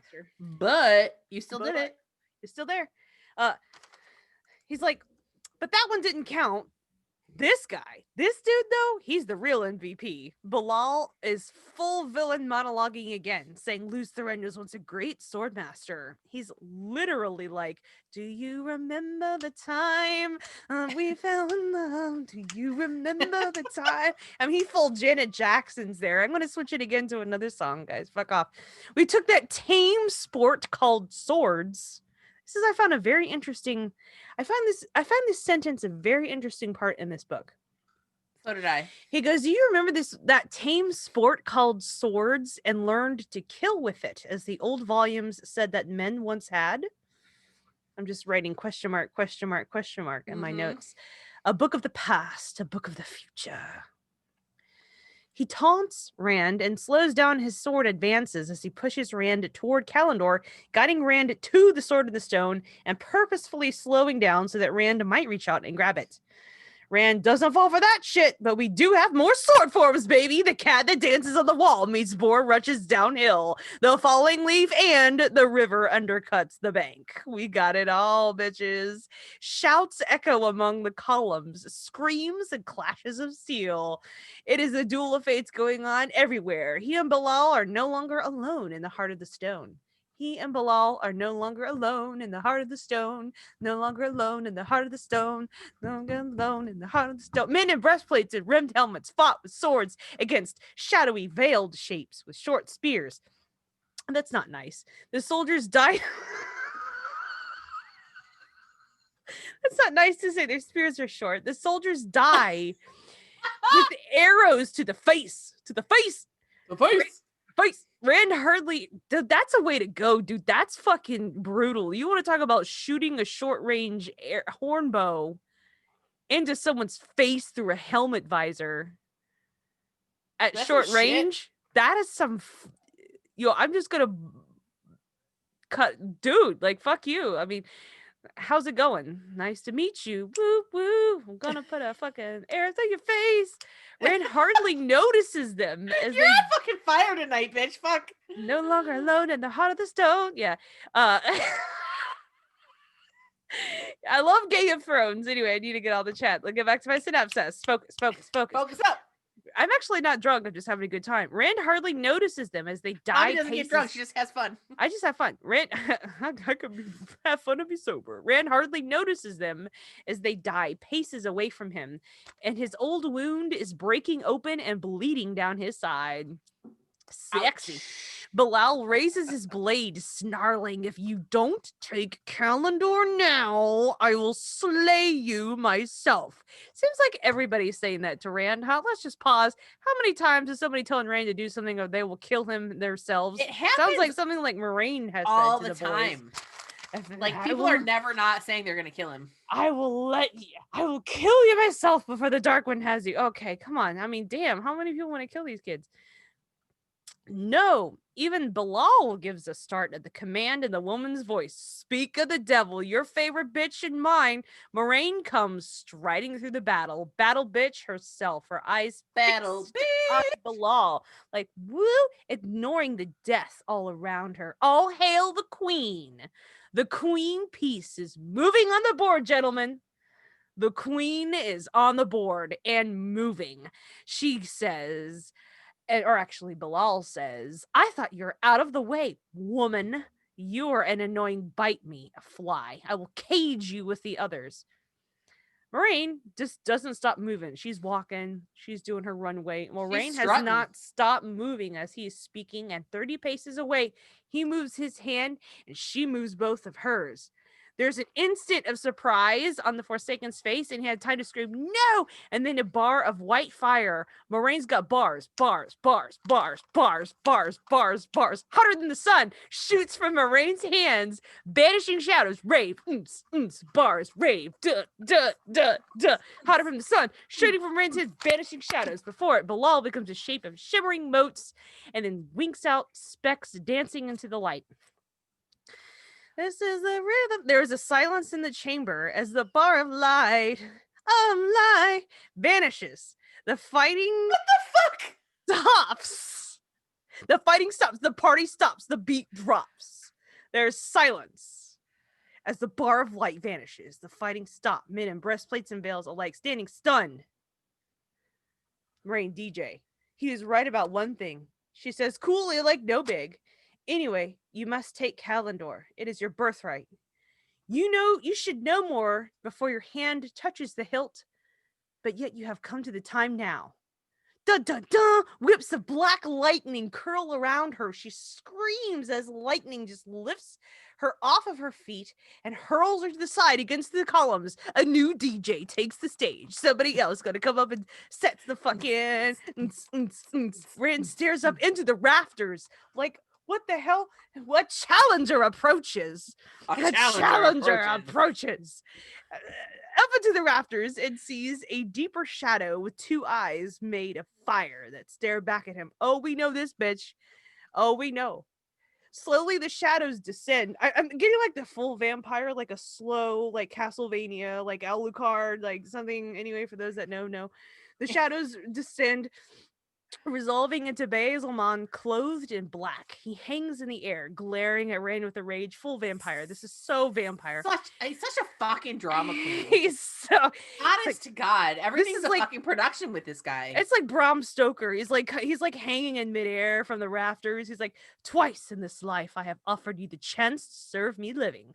Like drama queen, full on, flames leaping from his mouth as he speaks, like a furnace, as he does, as we do. Like, he's got to bring the pyrotechnics. He can't Yeah. just show up and be like, "Look, Yeah, no, come on, Dick. Come on, yeah, fuck off. Like, fuck. Twice you have refused. Now you will serve the Lord of the Grave and Death. Die, Randolph Thor. I take your soul. Like, whoa. You haven't even taken him out to dinner yet. You gonna take his soul? I mean, come on now. You're moving a little you faster. gotta move a little fast. As Baezamon puts forth his hand, Rand throws himself toward Kalendor. It glitters. He doesn't know if he should touch it or could reach it, whatever. Basilmon's blow strikes him as Rand leaps, and something inside Rand tries to pull away, ripping and tearing. The pain Rand feels at his side, his wound from Falme, is almost welcome now, reminding Rand that he is still alive. So Rand's hand grips Kalendor's hilt. The one power flows through him, a current greater than he can believe, from the sword. He touches the sword. The sword. And oh my god. He shoots. He scored. The crystal blade shines brighter than Moraine's. Shines brighter than Moraine's fire ever had. It is impossible to look at. There's nothing but light in Rand's fist. It is almost impossible to control, and Rand teeters for a heartbeat on the edge of being swept away by the dance. Swept away. Swept away. He stands at a razor's edge of a bottomless drop. Yet something tells him that this is the best that could be expected. He is rolling. He is rolling. He's just there. He's like, I just gotta ride this fucking rave, is what it is. He's just fucking riding the lightning. At this point, Rand is out of fucks. He is 100% out of fucks. He's like, I gotta ride it. I gotta ride it. Just I can't give in. Rand turns to face Basilmon, rolling. The tearing with him had stopped as soon as he touched Kalendor. You will not take my soul. Oh, he just get rejected. This time, I mean to finish this. This time, Basilmon flees, man and shadow vanishing. So, very important part in the story. Freeze frame. Rand frowns. There had been a sense of folding as Basilmon left, a twisting, as if Basilmon had bent what was. Ignoring the scene of gesturing at everything around him, even Moraine, Rand reaches out through Kalendor and twists reality to create a doorway to somewhere else. I am the hunter now, he says aloud and steps through. Big moment here in this chapter. Cut to Egwene. Oh, boo. I want to get back to the fucking beast fight. No, I'm playing. Cut to Egwene with a stone rumbling underneath her feet. She has a door of iron bars in front of her. Bars. With a lock as big as her head. Before she even reaches the door, she's in, obviously, the dream world now. She channels Earth, her talent, remember, and the door swings open. She walks quickly through the next chamber, not looking at the innocuous things like whips and iron pincers. Cash. She opens another door and finds the D&D dungeon scene, capital S on scene. Rush torches burning at intervals in a hallway full of doors. We are back in a 1980s D&D dungeon manual, or a music video. Which would be very apropos for, the whole, I think, theme of this chapter. Yeah. Which cell, she thinks. Every cell is empty, of course. Any prisoner who may have managed to reach Tel Arenriad would dream of a pleasanter place, not here. She feels despair and then sees a flicker of something insubstantial ahead of her. A woman seated on a bench beside one of the cell doors. It is Amiko Nagoyan, drifting off towards sleep, dreaming of guard duties, she supposes, and toying drowsily with one of the stolen terangrial. Egwene understands that feel. She had to stop herself from using the terangrial that Varen had given her. She knows that it is possible to cut a woman off from the true source after they embrace Saidar, but severing a flow had to be harder than damming the flow before it begins. She makes the patterns of the weaving and readies them, spirit the strongest, thicker and heavier than the other weaves. When Amiko wavers back into shape, Egwene strikes at her with the flows of air and spirit. Caca! For an instant, something seems to resist, but Egwene forces it down with all her might. Shut that bitch down. It settles into place, locked. Amiko screams, a thin sound, barely heard, but the bonds of air hold, and so does the vision of Amiko. Terror twists her face, and she babbles, but her shouts are mere whispers. Egwene turns to the door behind Amiko and pushes Earth into the lock with all that she can. The lock falls away into a mist that dissolves before the lock can hit the floor. She swings open the cell door, not surprised to find it empty except for the torch. But Amiko is bound and the door is open. She steps out of the dream and wakes up in real time to all of her bruises and aches and thirst, to the cell wall against her back, staring at the tightly shut cell door in front of her. Of course, what she did to living things is real when Egwene wakes, but what she does to insubstantial things like iron or wood will have no effect in the waking world. Nynaeve and Elaine are kneeling beside her, and Nynaeve says that whoever is out there screamed moments ago. We should be able to walk out, Egwene says. Amiko will not trouble us. That scream is her. Elaine shakes her head, saying that she still cannot embrace Saidar, though it is different. Egwene herself tried becoming the rosebud that opened to Saidar. She almost feels like she can embrace it, could fill with the power. Almost. I got the power. She tells the other woman that Amiko is bound, capital B, and Amiko is living, but Elaine says obviously she must still be able to hold their shields somehow. And yet, Egwene sighs and says that I guess I'll have to try again. And Elaine just bluntly asks her, Egwene, are you strong enough to go back into this shit and do this again? And Egwene's like, I gotta try. When I am in that world, I'm stronger than I am here. And then she goes, Nynaeve, will you sing to me like you did when I was a little girl? Aw. She holds Nynaeve's hand with her own, the ring clasped in the other, and closes her eyes. So, we're smash cutting again. The door stands open. The door stands open.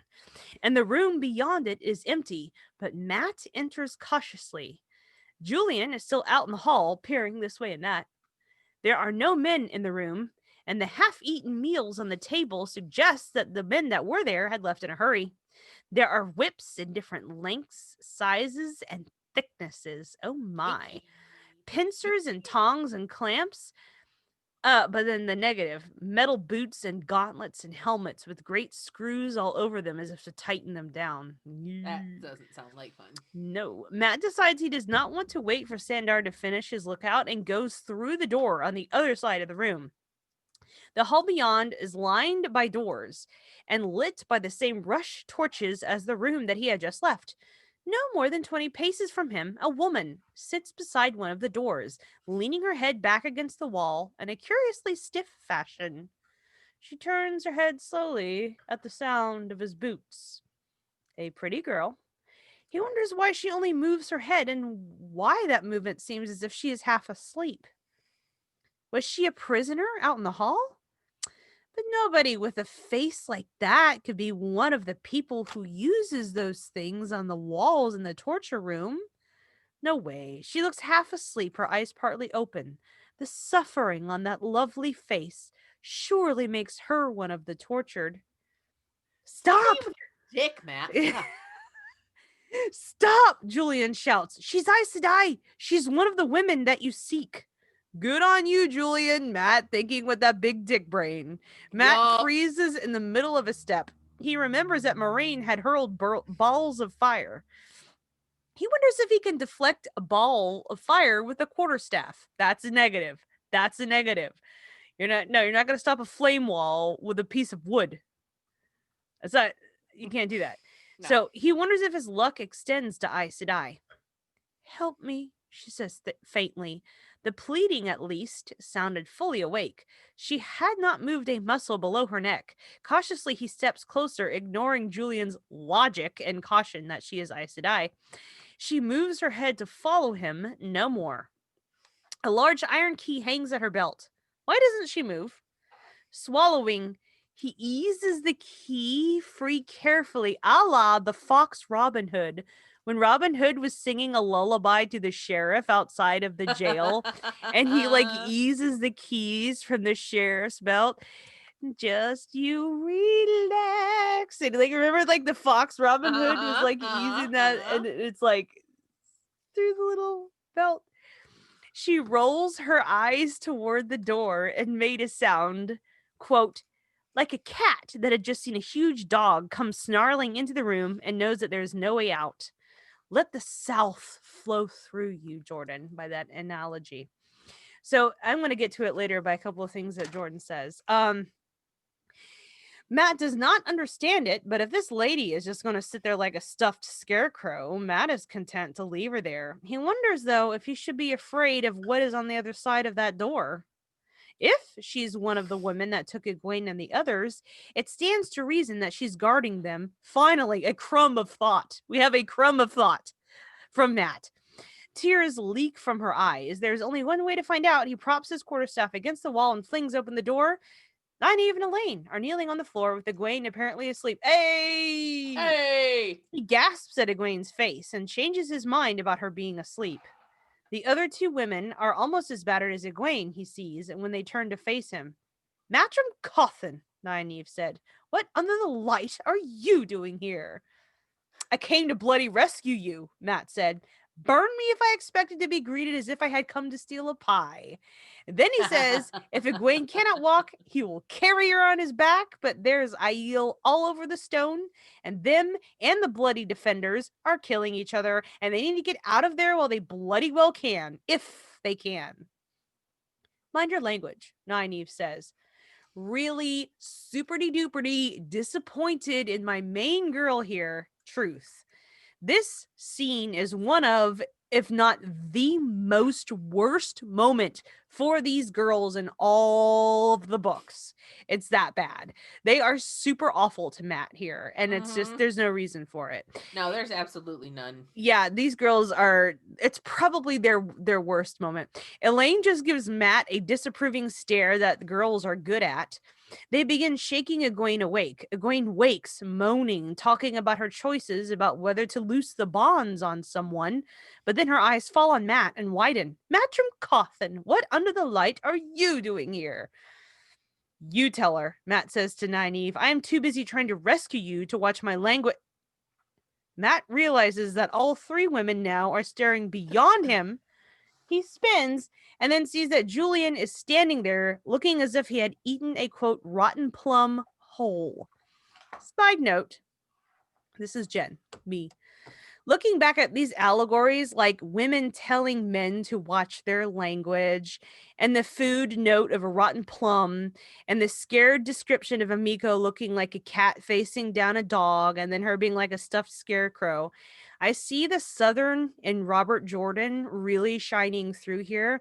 And it's a timeless homage to the euphemisms that are in this man's mind. Like, they're in the middle of a battle and all this drama is going on, but you see a lot of the allegories that Robert Jordan gives in this chapter are just reminiscent of things like a Southern person would say, like how a gentrified lady would act upon being rescued is not necessarily the correct way to act upon being rescued. They all three act like that. Just kind of the way that Matt is describing things. I believe it's the same way that somebody that was raised kind of where Jordan would be like, oh, you look like you just eat a rotten plum, or you look like, why is you being like a stuffed scarecrow, and blah blah. It's very Southern charm, and I think that's very interesting. Anyway, that's just my little personal. No, I really like that take on it. Yeah, it's cool. Anyway, so Julian tells Matt that yeah, these are the girls that I betrayed. I betrayed these girls. And then Julian addresses the girls in question, telling them that the one with the many honey-colored braids spoke to him, and he had to do it. Leandrin has vile tricks, Master Sandar, Nynaeve says. Perhaps when you aren't entirely to blame. We can apportion guilt later. Bitch. What? Nynaeve, my girl. No. You Like, know that she used fucking compulsion on him. It's not and his fucking and fault. but you're gonna use the fact that you know that he was under compulsion against him to still make him feel a modicum of guilt in that moment, because she could have just chosen to be like, you're under compulsion, it's not your fault. But that's not what Nynaeve did. She No, she had to be specifically petty about made the it. choice to be petty, and Yeah. that's fucked. Like, no. Yeah. Matt's like, if that's all cleared up, could we go now? Another Southern euphemism, their needing to leave was as, quote, clear as mud, unquote, to him. The three women go out into the hall, looking at the woman on the bench, who rolls her eyes and whimpers. She says she'll swear she'll come back to the light and will swear to obey them. With the oath rod in her hands, she'll swear. Matt jumps back, and Nynaeve gains a modicum of dignity here by rearing back and swinging on this girl, knocking the woman completely off the bench. She lays there, but even lying on her side on the floor, she is still in exactly the same position as she was on the bench. It is gone, Elaine says excitedly. Egwene rummages through the other woman's pouch, transferring something. Yes, it feels wonderful. Something changed about her when you hit her, Nynaeve. I don't know what, but I felt it. Nynaeve takes Egwene's head in her hands, and Egwene rises up on her toes, gasping. When Nynaeve takes her hands away, Egwene's bruises are gone. Elaine's vanishes just as quickly. Blood of bloody ashes, Matt growls. What do you mean hitting a woman that is just sitting there? I don't think that woman could even move. Matt, you gotta stay in your lane, man. Stay in your lane, bud. All three turn to look at him, and the air seems to turn to thick jelly. He is lifted into the air, his boots dangling a pace above the floor. Oh no, they're using the power on me. Get it off. Icky, icky, gross. Burn me. Is essentially his inner monologuing. Cooties! Here's what I was talking about earlier, the Jon Snow moment. The girls tell him that he knows nothing, Matt Cawthon. And until he does, he should keep his opinions of what they do to himself. For some reason, he finds himself giving them the grin that had so often sent his mother after a switch. Again, the South is strong in this chapter. Matt says all he knows is that they've gotten themselves into some trouble, and they have as much gratitude as a bloody Terran ferryman with a toothache. You are right, Nynaeve says, and he hits the floor so hard that his teeth jar. As much as it pains me to say it, you're right. Okay, bully for you, truly, Nynaeve, but why does it pain you so much to say it? Matt is tempted to be sarcastic, but fortunately he uses 2 brain cells and says nothing. He thinks he says he thinks Sandar and him can take them out by a small gate near the river. Girls say, "Oh, we're not going to leave just yet. We want to finally enter and enjoy it and whoop some ass." He's like, he literally says this. Are you all deaf? We're in the middle of a war, gentlemen. The girls just pat him on the cheek and walk by him. Nynaeve just sniffs. He stares at him with his mouth hanging open and then asks Julian why Julian doesn't do something. Julian says that he saw what speaking had earned Matt, and Julian is no fool. Well, I'm not staying, Matt says to their backs, just disappearing through a door. I am leaving. Do you hear? Silence. They don't even look back. He puts his quarterstaff across his shoulder and says to Julian, "What, are you just going to stand there? I did not come this far to let them die now." Matt quickens his pace to a trot. Like you say, smash cut to Perrin, boo, striding down the hall of the stone, searching for some sign of Fail. He had rescued her twice more, breaking her once out of an iron cage, much like the one back in Remen, where he had freed the Aiel. Goal again. And once from a steel chest with a falcon worked on its side. Thank you, Jordan, for shoving the falcon references down our throat. We get it. She's literally the falcon. We fucking get it. Both times, Fail had melted into the air after saying his name. Hopper trots by his side, and he had used his superior nose both times to find the cages Fail had been in. The halls of the stone are empty, lamps burning and tapestries and weapons hanging on the walls. Only him and Hopper moving. Except I think I saw Rand. Perrin thinks to himself, like Rand is chasing someone. Hopper quickens his steps, heading for another set of tall bronze doors. Perrin tries to go with, but he stumbles, throwing out a hand to stop from falling to his face. Weakness washes through him as if his muscles had turned to water. You are here too strongly, young bull, Hopper warns. The flesh weakens.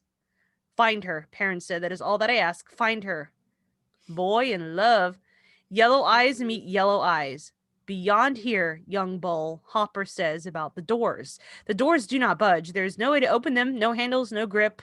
There's a tiny pattern worked into the metal, so fine that he almost did not see it. Falcons. Thousands. This was written of tiny falcons. With a shout, he swings his hammer against the bronze. It rings like a great gong. Again, he strikes, and the peal sharpens. Third time's a charm, baby, and the doors shatter like glass. Within within 100 paces inside, he breached a circle of light surrounds a falcon. I really like this imagery. This is beautiful imagery here. 100 paces inside, a circle of light surrounds a falcon chained to a perch. Darkness fills all of the rest of the vast chamber. Darkness and the faint rustlings as if there are hundreds of wings. Perrin steps into the room and a falcon swoops out of the murk. Talcons scoring his face as he passes. He throws an arm across his eyes, talons tearing at that forearm, and Perrin staggers toward the perch. Again and again the birds come, falcons diving. He had lost his hammer, but Perrin knew that if he went to look for the hammer, he would die before he finds it. It's okay that Jess steps out of screen, guys. This happens sometimes. She has wireless headphones, so she can hear everything I'm saying. He reaches the perch, slicing talons, driving him to his knees. The chain that holds the leg fastened to the perch is held with a tiny lock shaped like a hedgehog. He seizes the chain, careless of the other falcons that now become a whirlwind around him, and with the last of his strength, he snaps it. You here with me, Jess? You gonna come back, or should I stop? I hear you, but I can't hear what you said. I can't discern it. I hear your voice, but not the words. This is a long ass chapter. How's this thing? How long have we been here now? 95 minutes ago. That's pussy shit. We can go longer. Hold on one second. I guess I'll continue to keep going. Even though I really like having Jess's face and reaction to work off of. I'm not used to this. God, I remember when we first started doing this podcast, Jess and I didn't have this video to see our faces. We just spoke into the gloom. Now I'm just used to this. Sorry, I had to rock one so bad. Dude, I gotta rock one too when I get done with this. But anyway, so, blah, blah, blah. So, Perrin opens his eyes to agony, face and arms, feeling as if they have been sliced with 1,000 knives.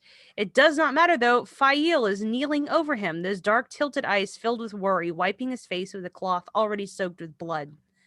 My poor Perrin, my poor blacksmith, you are hurt so badly. They are in the private dining room of the Star, and near one leg of the table lay a wooden carving of a hedgehog broken in half. Fail, he whispers. My falcon. Yay! Done. With Perrin. Going back to the real battle, Rand is still in the stone, but there are no men fighting or dead men. Abruptly, the sound of a gong rings through the stone, and then again, and a third time, but cuts off abruptly as if the gong had shattered. That was obviously Perrin trying to break down Fael's doors. A blazing shaft, hey now, like the one Moraine had made, shoots out of the shadows amongst the columns, straight toward his chest. Rand flicks his wrist, and the shaft of light strikes Kalendor and parts along its edge, forking the streams. Don't cross the streams to pass on either side. It would be bad. He feels his coat. Oh, actually, crossing the stream. Okay, that is way. I cannot. Okay, not doing that.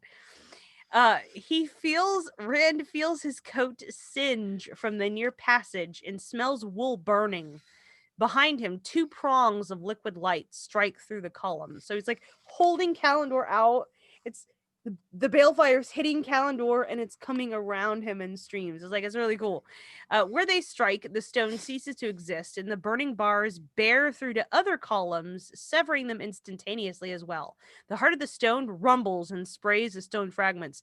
Bitch, you in a big ass thing beneath tons of rock, and you're gonna go slicing through column supports? Are you fucking stupid? You're gonna bury yourself in rubble. Yeah, not a smart move. Yeah, what fell into the light is simply no more. Rand swings Kalendor, reversing the flow toward the column that hit a snarl. The stone parts like silk. Rand hears the sound of boots on stone running. Rand hurries after. Madral and Trollocs leaped out of thin air by the hundreds, snarling and raging so that they jam the hall before him and behind. Without knowing how, here's what I mentioned earlier. Rand does something without knowing it. He turns those Madral and Trollocs to vapor. The air around him suddenly becomes soot, but he turns that soot to cool mist. Flames leap from the floor beneath his feet, furious jets that spurt from the walls and ceiling and set aflame tapestries and rugs, and he turns that to mist as well. Kalendor blazes in his hands like the sun. He thinks he will melt with all the power running through him. He is truly going nuclear. To either side lay the endless fall, obliteration by the power that the sword holds, and he dances on that razor's edge. Through the endless corridors he runs, thinking that there had to be an end this time, that one of them must die. Always but Azamon flees, staying ahead just far enough that only the sounds of his flight draw Rand. Rand fights the stone of tear to go after his quarry. Water from the halls, from top to bottom, suddenly stop him, thick and as black as the bottom of the sea. He makes the water air again, unknowingly. His skin begins to get heavy and Rand releases pressure. Unseen mouths gape at him to rip his mind from his body, and Rand springs that trap too and runs on without being aware of how he does all of these things. Vaguely, he knows that in some way he had brought things into natural balance, forces things back into line, but that knowledge is distant. Then he's in the heart of the stone again, stalking through the rubble and gaps in walls. Basilmon backs away from him, eyes burning, shadow cloaking him. I will not be undone, Basilmon cries. Aid me, he cries out, and some of the darkness around him drifts into his hands, forming a ball so black that it seemed to even soak up the light of Kalendor. Triumph blazes in his eyes. Rand screams, "You are undone!" twice over as he lifts Kalendor and plunges the shining blade into Basilmon's chest through the darkness. Basilmon screams and the fires of his face flare. Fool, the great lord of the dark can never be defeated. Rand pulls Kalendor's blade free as Basilmon's body sags and begins to fall, the shadows around him vanishing. Suddenly, Rand is in another heart of the stone, surrounded by columns that are still whole. Fighting men, screaming and dying all around him, veiled men in breastplates alike. Moraine still lays crumpled at the bottom of a red stone column, and at Rand's feet lies the body of a man, sprawled on his back, with a hole burned through his chest. He may have been a handsome man in his middle years, except where his eyes and mouth should have been. They are only pits from which rose tendrils of black smoke. I have done it, Rand thinks. Dick out. I have killed Basilmon. Killed Shaitan. I have won the last battle. Light, I am the Dragon Reborn. Dumbass. The breaker of nations. The breaker of the world. No, I will end the breaking, the killing. I will make it end. He raises Kalendor above his head. Here comes the He-Man montage. By the very power of Grayskull! Extremely Prince Adam moment, becoming the man by the power of Grayskull. I have the power! Silver lightning even. I mean, this is such a fucking He-Man reference. Crackles from the blade. It's like arching toward the dome above. Stop, he shouted. The fighting ceased. Men stared him in wonder over black veils from beneath the rim of round helmets. I am Randall Thor, he calls, so his voice rings through the chamber. I am the Dragon Reborn. Kalendor shines in his grasp. One by one, veiled men and helmeted, they knelt to him, crying, "The dragon is reborn! The dragon is reborn!" And this ended the second and the last chapter. For the third chapter, Jess and I have split it in two. She will do part of it, and I will do the second half. Jess, will you lead us? Correct. Let's get right into it. Did you want to stop and talk about? Yeah, He-Man. Yeah. Or do you want to go right? I'll let you guys talk about it for a second. I am going to go rock one myself. Go rock one. And I'll be right back. You said you're going to go rock one. It makes me so happy. Yeah, it's because of you. It's because of you. So yeah, that chapter was fucking high drama, like super high drama, but like, yes, we finally end the saga. Yes, Lumen, finally end the saga of Rand denying that he's the Dragon Reborn. Like, finally over that bullshit. Also, finally he's going to figure out that actually, no, he didn't kill the Dark One. He hasn't been fighting the Dark One. Like, I've never been entirely clear why Moiraine has never set him straight on that. You'd think that she would have been like, my dude, that's not the Dark One. I don't know. But yeah, this is this chapter had everything. Jen outdid me big time on this one. Like, she was on fire this time, and it was glorious, and I'm just really happy that I was there to see it. So, I mean, yeah, I guess she did try, and I suppose that she didn't want to overload him, but I don't know. I just feel like that's important information. I don't know. So I was just sort of talking with some comments on the chat. Lumen observed that we finally end the saga of Rand denying that he's the Dragon Reborn, which is awesome. Oh god. Finally. Talked about how much you outdid me on your synapse ass. That was fucking lit, and it was amazing. It's not Jen. There was like, this chapter was fucking lit. Okay. It was just, there's too much material for me to play with. It was amazing. It was a chapter in and of itself. Now, let me tell you guys something. If it was a Dream Tel'aran'rhiod chapter, no spoiler alert there. I fucking hate those one. No, I shouldn't say that. I do actually like those a little bit better than Perrin's Wolf Dream chapters. I can't fucking stand those. Those ones are rough. I hate those. Sorry, guys. Sorry. It's just a personal preference. Well, you want to know, there's too much of it. There's too much of it, is what it is. Mm-hmm. I'm not going to go into where there is too much of the Wolf Dream, but there's definitely a certain point later or very later on in the books where there's too much of one particular thing happening again and again in the Wolf Dream to a repetitive. Yeah, okay. I'm sorry. I'm sorry about the too much Perrin hate. It's not Perrin. It's the Wolf Dream. Honestly, if it were chapters about Elias in the Wolf Dream or Hopper in the Wolf Dream, I would be just as bored. So it doesn't necessarily mean it's just Perrin. It's the Wolf Dream. The Wolf Dream. Yeah, and the thing is like, don't get it twisted. We don't hate Perrin. I like Perrin. It's just Perrin right now is kind of boring. It's hard to love Perrin right now because it just is. And there are other parts in the series where it's hard to love him, and that's just the way it is. And there are parts in the series where it's hard to love Rand. There's parts in the series where it's hard to love every single character. Like, it just is. Like, 14 books, you are going to have ample opportunity to dislike people. I'm going to be honest with you. There's a lot of times where I can't fucking stand Egwene's ass. I love Egwene, but I'm just like, later on, I love her a lot. But sometimes, like, kind of especially in the beginning when she was just learning she could be Aes Sedai, and she's like, I'm going to be Aes Sedai and I'm going to wear my hair down. And even though I wanted to be wearing a braid and I do it, I'm like, all right, Egwene. All right, calm down. Yeah. So, and right now, like, Nynaeve is my favorite character in the book, and I just dumped a whole bunch on her on this chapter because she really disappointed me. So, I mean, I guess it depends on what's going on. Yeah, someone said Gawain, but that's neither here nor there. We liked Gawain, and we liked Gawain in the Eye of the World, and we will never like him again. Yeah, Eye of the World Goblin is fucking pretty cool, right? He's the one that Yeah, actually he shows some was tight. sympathy He was towards Rand. cool. Yeah, yeah, that's cool. I would have fucking chilled with that guy. We don't see Yeah. that guy again. No, we don't see that guy ever I don't again. know. I don't. That guy is dead.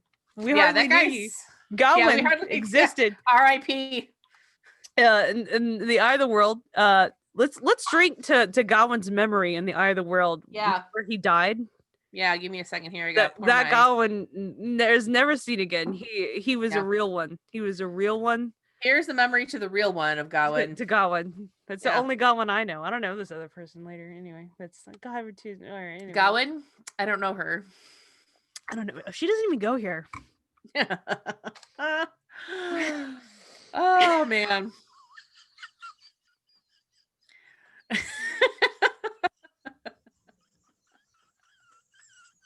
I don't even know what you're cracking up about. We said so much stuff.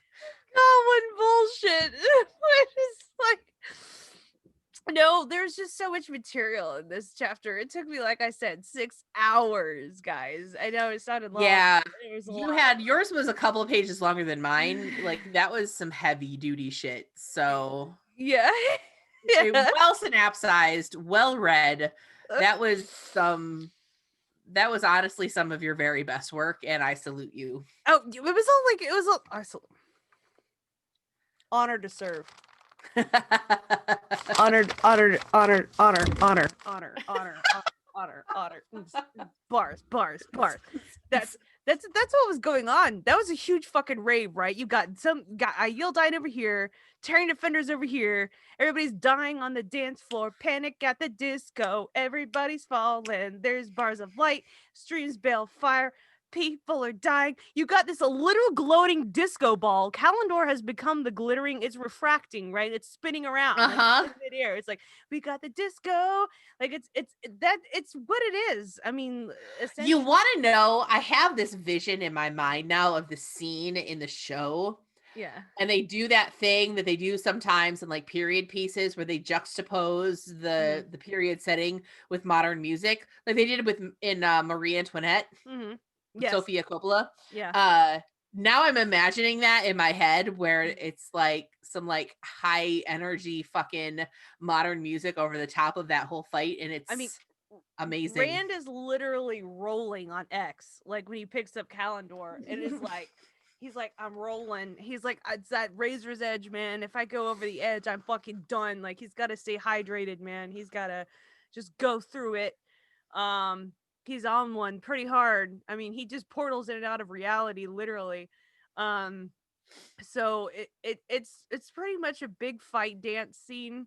Like anyone who was there, like you got your RSVP. This is the place to be that night. It was prophesied, foreseen. Like it's been told through the ages. You got the squad meeting over here. My favorite part about it is not only, the Turok shout out and throwback was great, which I loved being able to have that in my chapter. I was able to drop the chopstick reference. But who had it on their bingo card? If you guys remember the first time you read this chapter, right? Which go back a ways for some of you, if you can remember the first time you read the ending of this book. And it was set up to be like Bilal versus Rand, right? With maybe a little bit of Moraine thrown in there from the shadows, right? Like even when you first pick up the cover of, like, you're like, okay, it's gonna be Rand and Kalendor and Bilal.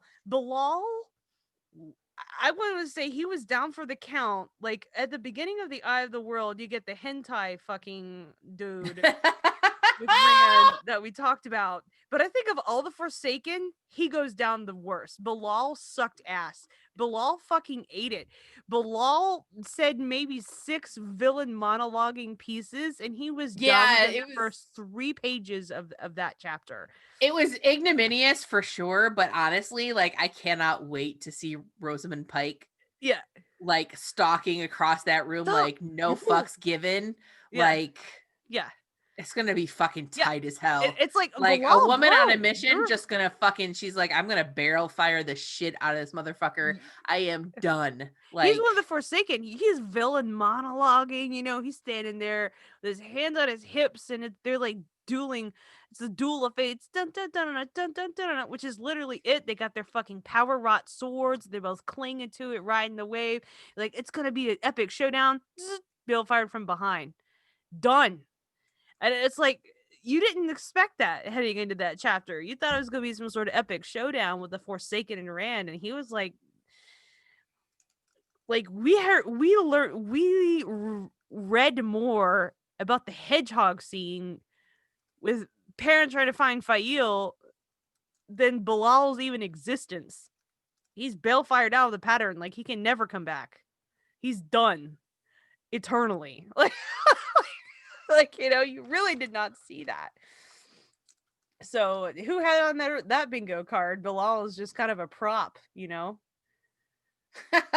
Wizard Panda's like, Moraine all, you burnt. You burnt.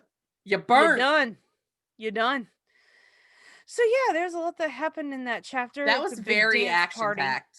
It was extremely action-packed. I was like, all right, I'm gonna be here at 5 a.m. this morning, starting into this, and here I was like 3 hours before we started recording, still frantically typing. I mean, good on you, man. Thank you. But we want to wrap this shit up. You want to wrap up the end of this book? Let's do this. 113 minutes into streaming. So, bars, 113. Bars, it's like. bars. Anyway. I'm trying to find the start of the fucking chapter. He-Man. No, there we go. The He-Man. He literally, I was with the silver lightning sword above his head. I have the power, like through like that. I mean, that is. Yeah, So, and Balsamon is basically Skeletor. Yeah. I was so into He-Man when I was a kid, y'all. I was so into He-Man. I the girl version She-Ra. She was fucking cool, man. She-Ra was tight as hell. Apparently they remade that too. Yeah, they did. Which is awesome. And apparently there were fucking nerds who were upset that she wasn't hot in the reboot, and it's like, this is a children's program. What's wrong with you? Yeah. And also, not everybody has to be hot. There's other, God, fuck, tits out. Anyway, tits out. Speaking of tits out, let's get introduced to another new character we're going to be introduced. Yeah, let's do this fucking shit. All right. So now I will be synopsizing for you chapter 56 of the Dragon Reborn, the first half. People of the Dragon. People of the Dick. People of the Dick. Yeah. All through the city of Tyr, people wake up talking about their dreams of the dragon battling Baalzamon in the heart of the stone. When they look at the stone, they saw the dragon banner flying above it, and men came out of the stone all freaked out and shit to talk about what happened overnight. Men and women fill the streets, weeping as they shouted the fulfillment of the prophecy. The dragon, they shout, Althor, the fucking dragon, this Althor bitch. Bitch. Matt shakes his head as he peers out through an arrow slit in the stone, listening to the people shouting. He's already having enough trouble coming to grips with Rand actually being there, let alone being the dragon bloody reborn. Everybody inside the stone seems to be of the same opinion as those outside, or at least pretending to be. Mm-hmm. He saw Rand all of once the night before, walking around with Kalendor in his hand and a trail of Aiel, Tyrins, defenders of the stone, and a few surviving High Lords bobbing in his wake. While the High Lords seem to think that Rand will need their help to run the world, the Aiel just keep everybody else at a distance with dirty looks and spears as necessary. The Aiel definitely believe he's the Dragon Reborn, although they call him He Who Comes with Dawn. The Aiel had lost almost a third of their number the night before, but there were still 200 strong and had killed or captured 10 times as many defenders. So they basically cleaned that shit up. He turns from the arrow slit to see Ruark reading a book on the other side of the room, and he's surprised by it. He didn't even really consider that Aiel could read. Ruark looks back at him, eyes cold. And Matt looks away like a weenie, thinking that at least he's not veiled, and how Avienda almost took his head off when he asked her if she knew any dances that didn't involve spears.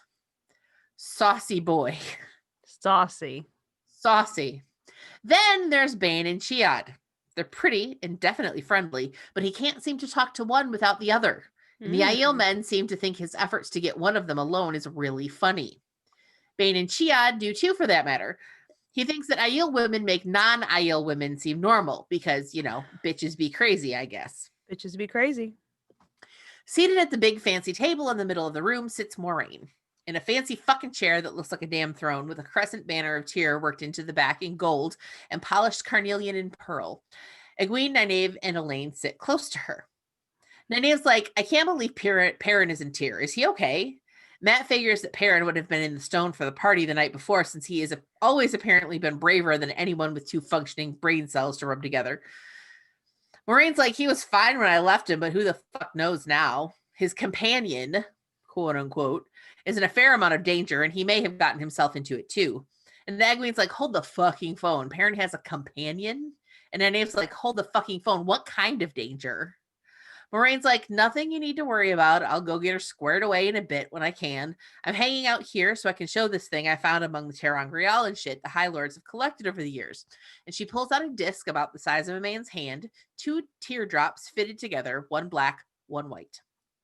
Matt feels like he remembers seeing others like this, but they were broken where this one is whole.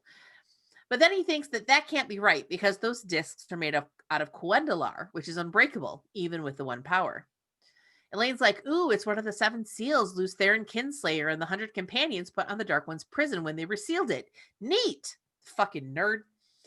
Moraine's like, more of a focus point for one of the seals, but yes, they were scattered and hidden for safety during the breaking, but have been lost completely since the Trolloc Wars. Fuck, I sound like Varen spouting all this dusty-ass history. Fuck off. Varen rules. Varen rules. Fuck off. For sure. Did I hear some Varen hate? That was Moraine hating on Varen, not me. You know that I respect her. God damn it, Moraine. Another reason for Egwene's like, I guess we should have expected to find one here. The 2 other times Rand fought Baalzamon, there were seals present as well. And Nynaeve's like, and this time it's not broken, although I don't think that probably makes a shit of difference at this point. And Moraine's like, you think it doesn't? And she actually sounds kind of pissed.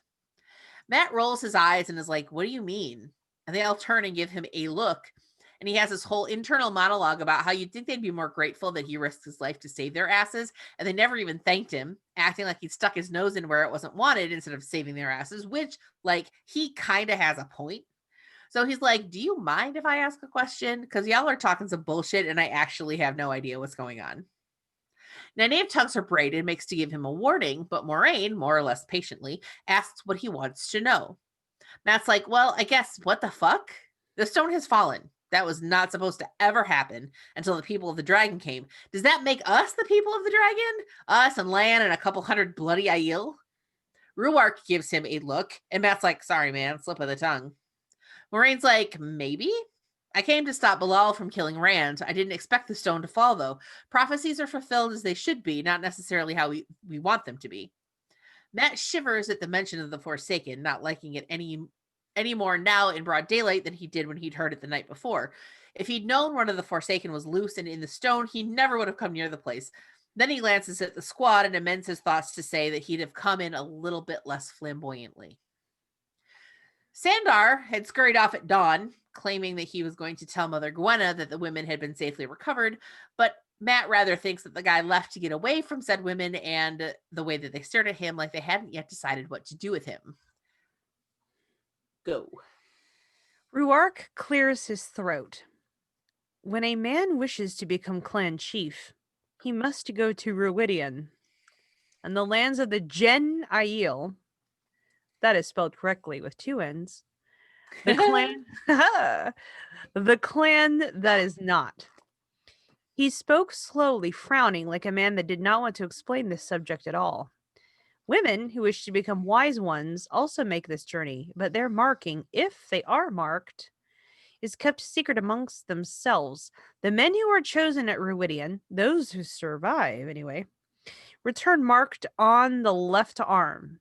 So, he pushes back the sleeves of his coat and shirt together to reveal his left forearm, his skin much paler than his hands and face, etched into the skin as if a part of it, wrapped twice around, marches the same gold and scarlet form as rippled on the banner above the stone. Oh, he got ink.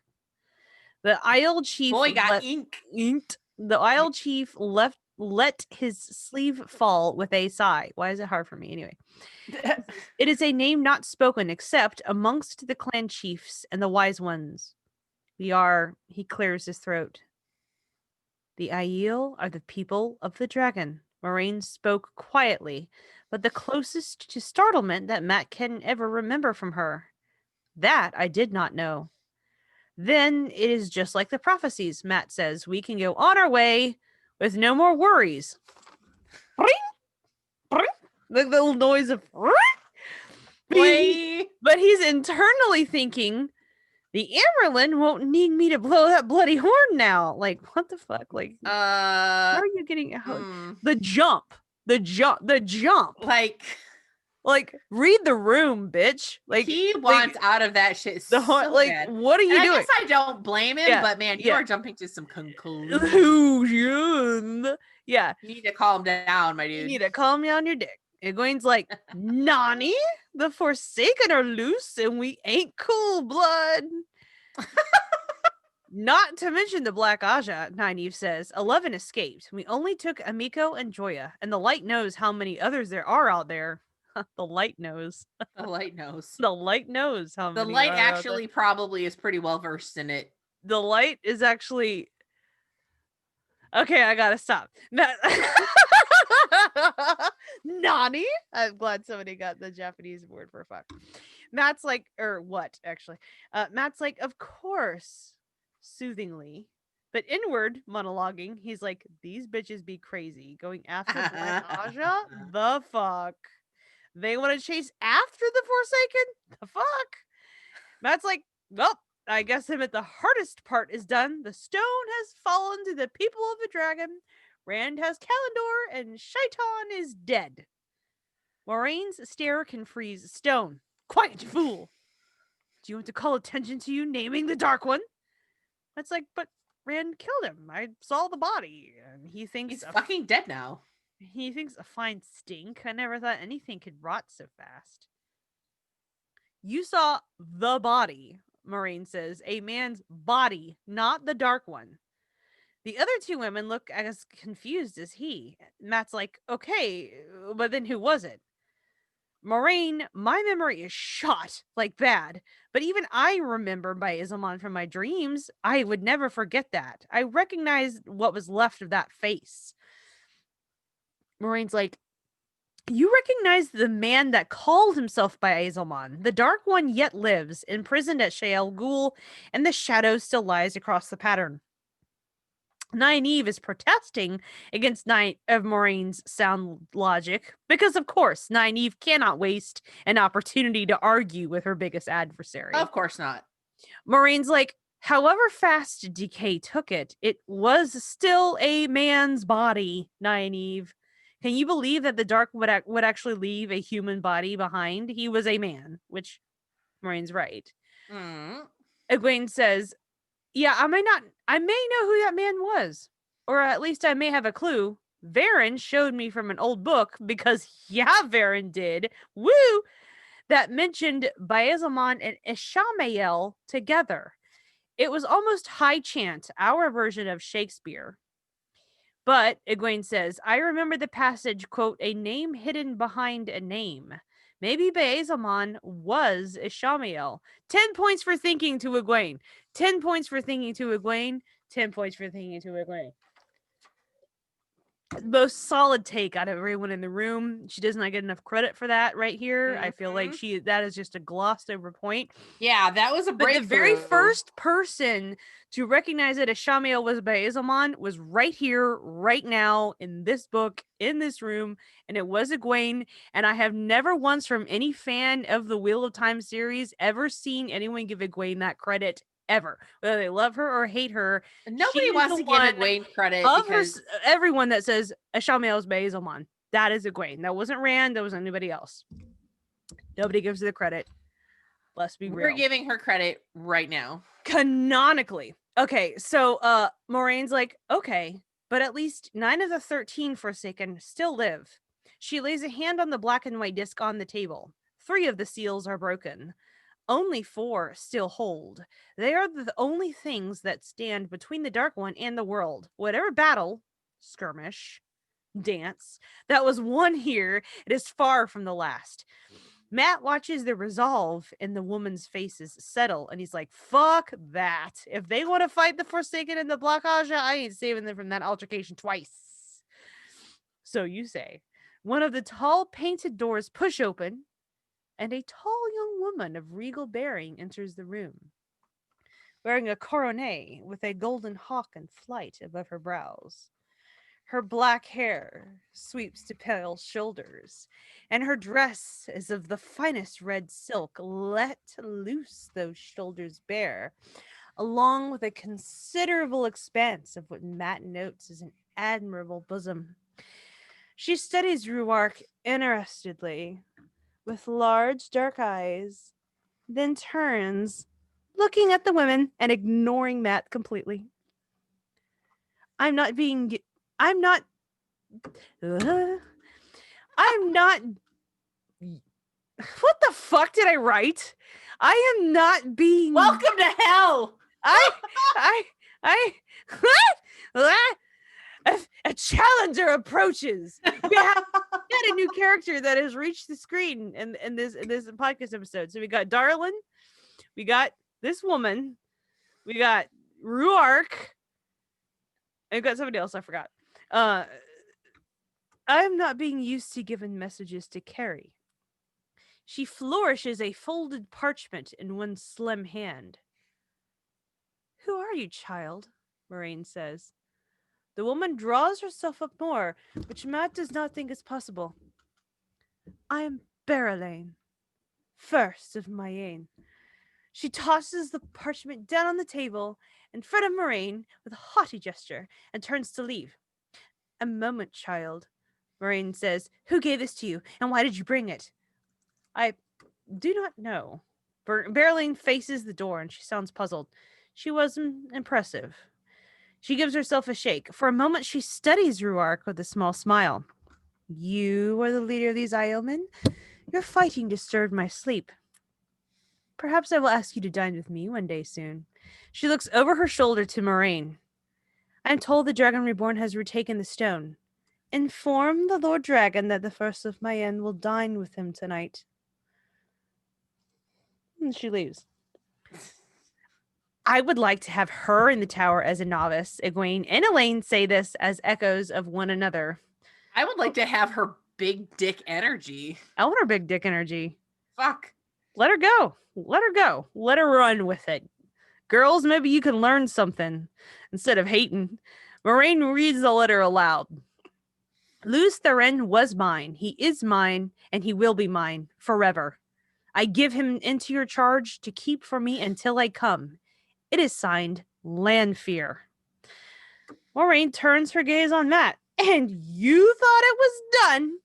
You are the sounder of the Horn of Valir. Nothing is done for you yet. They are all looking at him. Nynaeve sadly. Egwene like she'd never seen him before. Elaine as if he were a transformer. Ruark. More than meets the eye. Ruark. I was also super into Transformers. Transformer, robots in disguise. Oh my god. Ruark has a certain level of respect in his eyes, though Matt does not want that. Well, of course, he says aloud, thinking inside that maybe Tom will be fit to travel soon. You can count on me. From outside, the cries still rise, unceasing. The dragon, Athor, the dragon, Athor, the dragon, Athor, the dragon, Athor, the dragon is coming to town. Oh my, the dragon is coming to town. Oh no, the dragon is coming, the dragon is here, the dragon in the book is done. Thus, the entire son of a bitch. The Dragon Reborn, your friend and mine. Congratulations, kids, for making it through these last few chapters. You will never find pacing like this again in all of the rest of the books. For 11 books from now, is as pedantic as this seems to get to the point from the beginning when they were waiting in that snow-covered forest for that fucking Tinker girl to come to Moraine with messages about what was happening in Amador. To now. It took me too long to get this. I'm sorry. So you like... Even though I like book 4 better, and there's like most people like other parts, and of course there are certain specific things that happen in other books that are much more crazy, You will never find pacing like this again. Thus endeth the end of pacing being on point. It only gets downhill from here, kids. So I Yeah, hope it's all you downhill from it's here, all turkeys. downhill from here. So that's all that you get. That's all. That's all she wrote. You can stop listening to us now. The books are over. The dragon has proclaimed himself. You guys can fill in the blanks of what happens and how the light succeeds from this point. Yep. Fill I in the think we're pretty blank. safe to stop reading the series This is here. choose your own adventure time. Um, you can make your own characters where the rules don't matter and blah blah blah. I don't know the whose line is it anyway. Fucking quote, but yeah. Anyway, um, Oh yeah, where something in the and points the don't rules matter. don't matter. Yeah. Yeah, that's all you get. Exactly. Wizard Panda, 11 books of knitting. That's all you get. With the occasional sniff, braid tug, arms folded under breasts, and embroidery. That is all the rest of the books. Spoilers. I guess I shouldn't say I just spoiler. I just dumped that right there. That's all that it is. So Yeah, I got distracted because apparently Dwayne Johnson and his family tested positive for COVID-19, but they're fine now. So your I was like, dick really? tested positive for COVID-19. Your mom's dick tested positive for COVID-19. Randall Thor tested positive for COVID-19. Randall And Thor's is a dick did. contagion spreading it upon the land. It's Randall Thor's fault, guys. It's Randall Thor's fault. It's all his fault. Fuck. We have one new patron this week. No, we don't. We do. Yeah, we do actually. Steven Rawls. What's up, bitch? What's up, bitch? You're Welcome gonna regret to this hell. Yeah, he's already been active in our Discord. He's yeah, cool. So I know he's super welcome to cool. party. I think he found us. He was part of our for our Discord thing that we did with DT over the weekend. So let's name all he the was things we've done Wheel of Time related. This is how tired we are of these books and Robert Jordan, and this is how much we regret our decision to even doing this podcast. Let's start from the beginning, folks. So this weekend we had a trivia game on Saturday with DT that lasted for about like, I don't know, an hour or so. It was a content creator trivia showdown, and it was so fucking fun. And it was good. There was a live listen in on Discord. And then on Sunday, I can say it now because it's already been released. We had a 7 p.m. Watch with the Dusty Wheel along with the other content creators you guys may have seen, and they came out today with a Winter Dragon cut. Special cut where Matt from the Dusty Wheel, us, a couple other content creators. I showed up 5 minutes late when everybody else was sitting there waiting for me. Every single other person that you see on that panel, it was all waiting for me from my technical difficulties. True story. So that happened and we were supposed to record, and then I said I couldn't do all of this and the Dusty Wheel on Sunday. Yesterday, Jess and I had a 4-hour long production meeting. Look at my dog. Aw. She sacked out on a bunch of pillows in my closet. Anyway, sorry. Okay, Jess is part of a special part of Spoiler Con that I'm not a part of. Yesterday, Jess and I found out exactly what we're going to be doing for Spoiler Con. And I have to get to that. We actually are going to be like doing a couple of panels and different things with certain people on Spoiler Con. I don't know how much I can go into right now, but yeah, there was also Spoiler Con planning yesterday, and then we've done we've started this stream 2 hours ago for Wheel of Time. Also, yeah, so there's just a lot. Oh, and I had to put out that we were a featured podcaster on Nay Bliss's new website that he launched just 2 days ago. I think it's thegreatblight.com. Thegreatblight.com. So that happened in like since Saturday, all those things. Yeah, it's been busy. It's been really busy. But it's good because it keeps us off the street and out of trouble. Spoiler Con is happening the first weekend in October 2nd and 3rd. So a month from now. Yeah, literally in about a month. Today. And Jen and I are going to be appearing on a panel of it's called Witch Aja.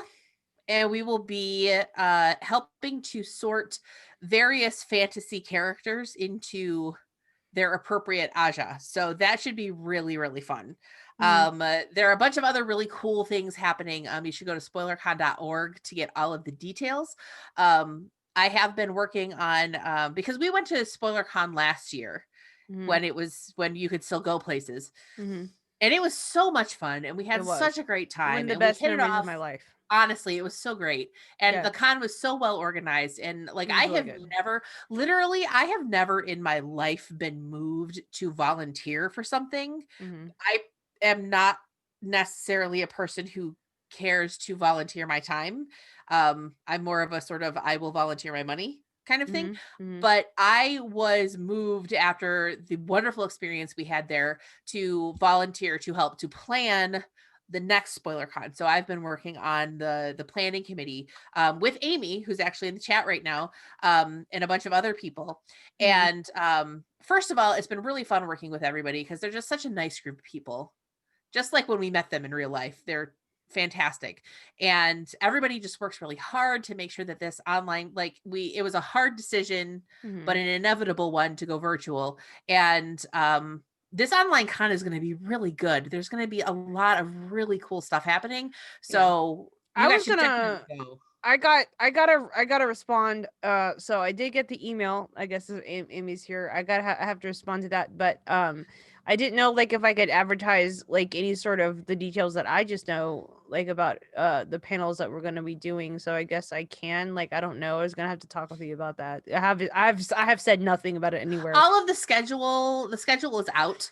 Um Okay. and like we know that we're doing this panel, so it's fine for us to Okay. say Okay. what we're doing. Okay. There's also going to be the committee members are also going to do a mock trial where they put Varen on trial, which is going I to want be to be really part of cool. that, I please. know I'm going to I want to be your actually associate.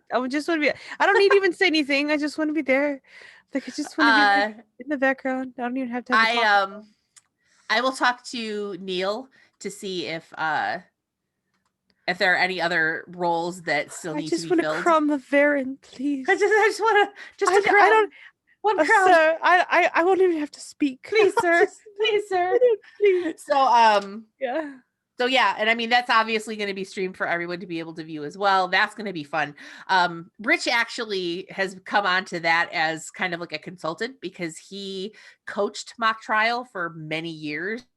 Oh, At very at his cool. actually at his high school after he graduated, he Very coached cool. mock trial, so he knows a lot of stuff. So yeah, that's pretty fun. And yeah, so I have it actually on my list to do today to Yeah. ping Neil um to see about getting you in because I know how much you love Aaron. For our Patreons, just a few days ago, we came out with our Sea Folk episode. Spoilers out. You had that edited and put up too. That was something Mhm. else that we did. Yeah, that Um, was fun. The sea folk are really interesting and we just don't get a chance to like dive into their whole situation in the books. right. That was fun. So that was kind of an interesting. That was an interesting take. Just all about the sea folk in general. Like spoilers out. So that was fun. Um, and then like what else is going on? Obviously, I went by myself for the first time solo with Seth to talk about all things Dragonlance. That dropped this past week. And then we had a two-part episode with the Joe, Jono, and Tom podcast about just like different stuff to do with the characters in the books.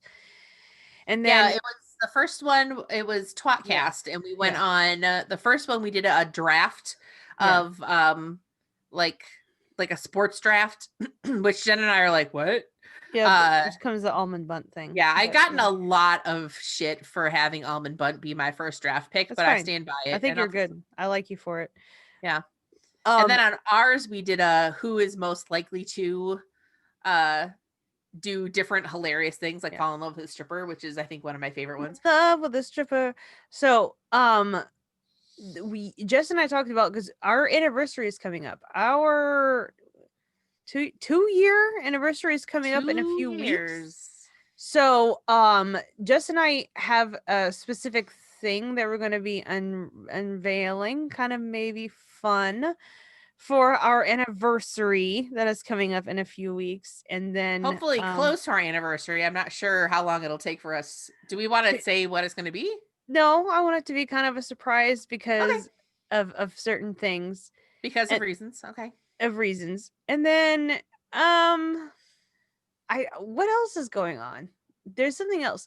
Oh, I've been trying to there'll be more collabs with a couple. Oh, we had a thing on with Daniel Green.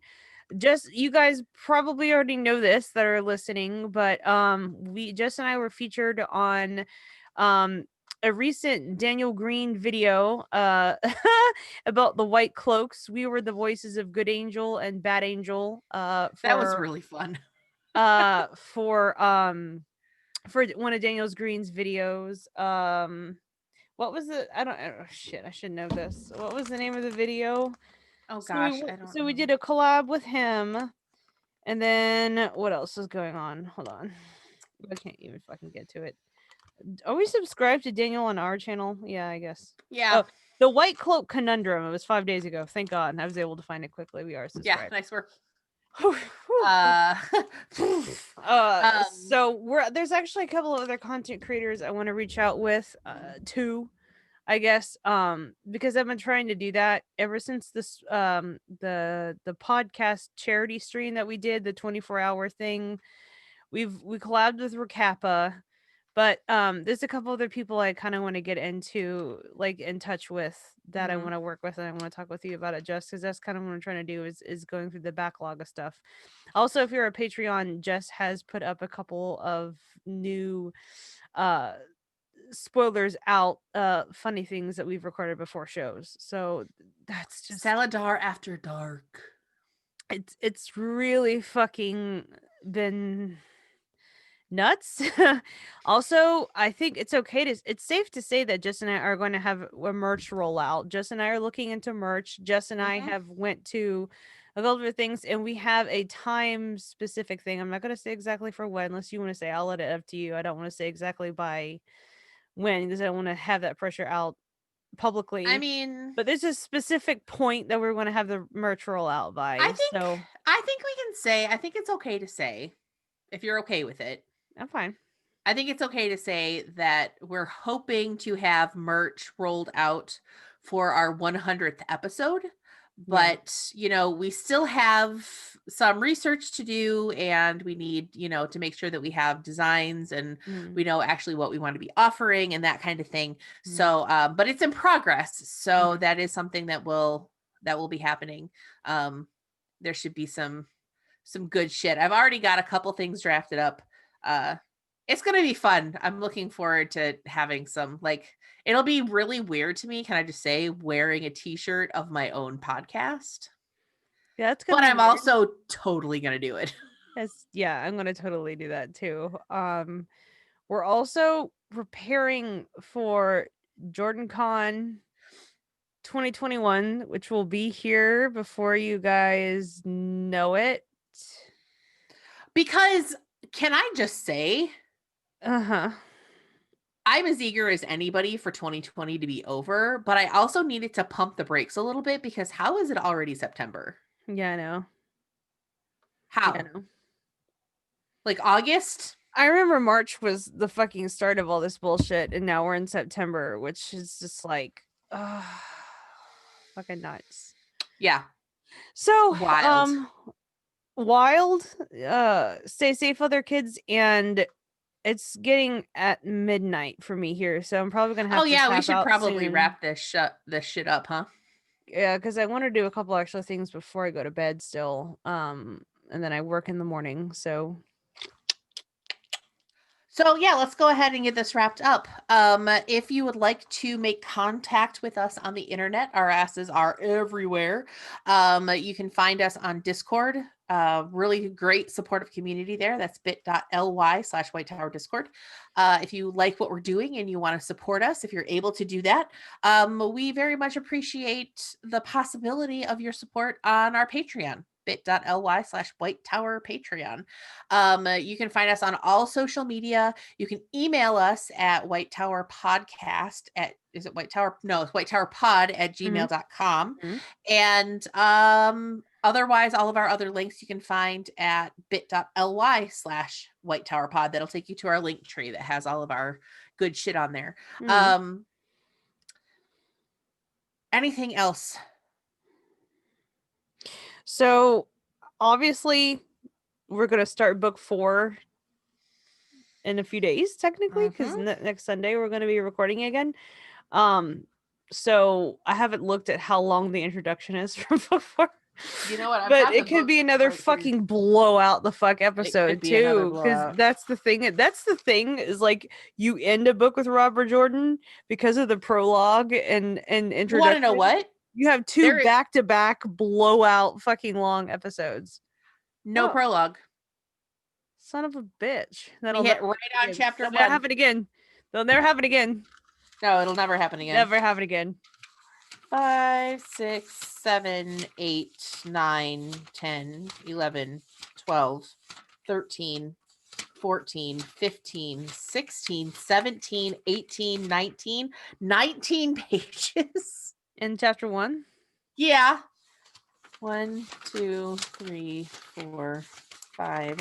I think so, 6, Karina. It might 7, be the only one. 8, Yeah. 9, 10, 11. It's 12, still like the only thing 13, that sucks with doing this is like you have a 16, fucking you gotta spend like 6 17, hours 18. at the end of one book and then like 6 hours to start that So, back to back. It's like, oh, ready your dicks because it's gonna be yeah, okay. So both of our chapters yeah. are pushing 20 pages. So yeah, I'm gonna make sure that I do my show prep on Saturday because This is the future that's problems of Jen and fucking Jess so that we're much. actually getting So to much. right now, and I don't want to deal with it. Oh fucks. Yeah, that's a problem for future us. So if there's nothing else, I believe that is all we have for you this evening. Yeah. On behalf of all of us here at the White Tower, we thank you very much for listening. We love you very much, and you're doing a great job. Love you, Jess. Love you, Jen. Bye. Bye. You guys see that we do the kawaii things. We don't normally mention that like when we exit our show, but like we're always doing the kawaii Yeah, things at the end of every always. episode, like Every the single kitty time. fucking things, like that every single time. So that's it. Fuck. That's it. Fuck. This is where we usually like just sit around and talk bullshit for a second. Yeah, So thank you guys really so much for staying. You guys this you're the real one. You're the real MVP. Yeah, you guys are the real MVPs. You stuck with us this whole time. Yeah, because we at least had like synapses to look at and alcohol to pass the time. Hopefully you guys may crack one with us. But yeah, it's been crazy. So I did not get nearly as drunk as I thought I was. I'm like 99% sober. That's probably good because it's pretty late. You got to work in the morning, so that's all right. Yeah. So. Yeah. Aw, thank you, Unshelled. Yeah. So yeah, I guess we're gonna have to have our work cut out again for us. Do you want to do like a big blowout, some sort of video recording for all of the chapters, all of the 40 pages of horse shit that Robert Jordan decided to write for us at the beginning of chapter 4? God bless him. Yeah, a video to start and end each book feels like it would be really fun. Like back to back video to Welcome start back to the White Tower. Yeah. And all of the bullshit. So we do a video to kick off a book, we do a video to end the book, and then we can like select specific chapters that we really, really like to do videos for, like not do it every single week, but like select ones throughout the book just for fun. Are we stopping recording right now for what's going to be pre-recorded? Can we do spoilers out like we usually do at the beginning and end of every episode? Or we're still non-spoilers right now? Because I was going to say, I mean, we're still recording. We're still live. Okay. We can stop going live if you want. No, I'm just saying that there's a certain particular chapter at the end of book 5 where we're probably going to have to go video for. I'm down. Especially now that we have like... You know what I'm talking about. I don't even remember what happened in book 5, so I'm going to have to go look it up. I'm an idiot. I don't know anything. I will type you right now because I'm tired of your horse shit. I love you. This is absolutely love. Okay. Like, honestly, okay, I'm so excited. You right now. I'm typing you right now. Okay. I'm just so excited that we figured out how to do the YouTube streaming. You figured out how to do the YouTube streaming, ma'am. You need to give yourself some more credit. That was all you. Oh, shit. Did you see what I typed you? Yeah, I did. Yeah. Okay. Yeah.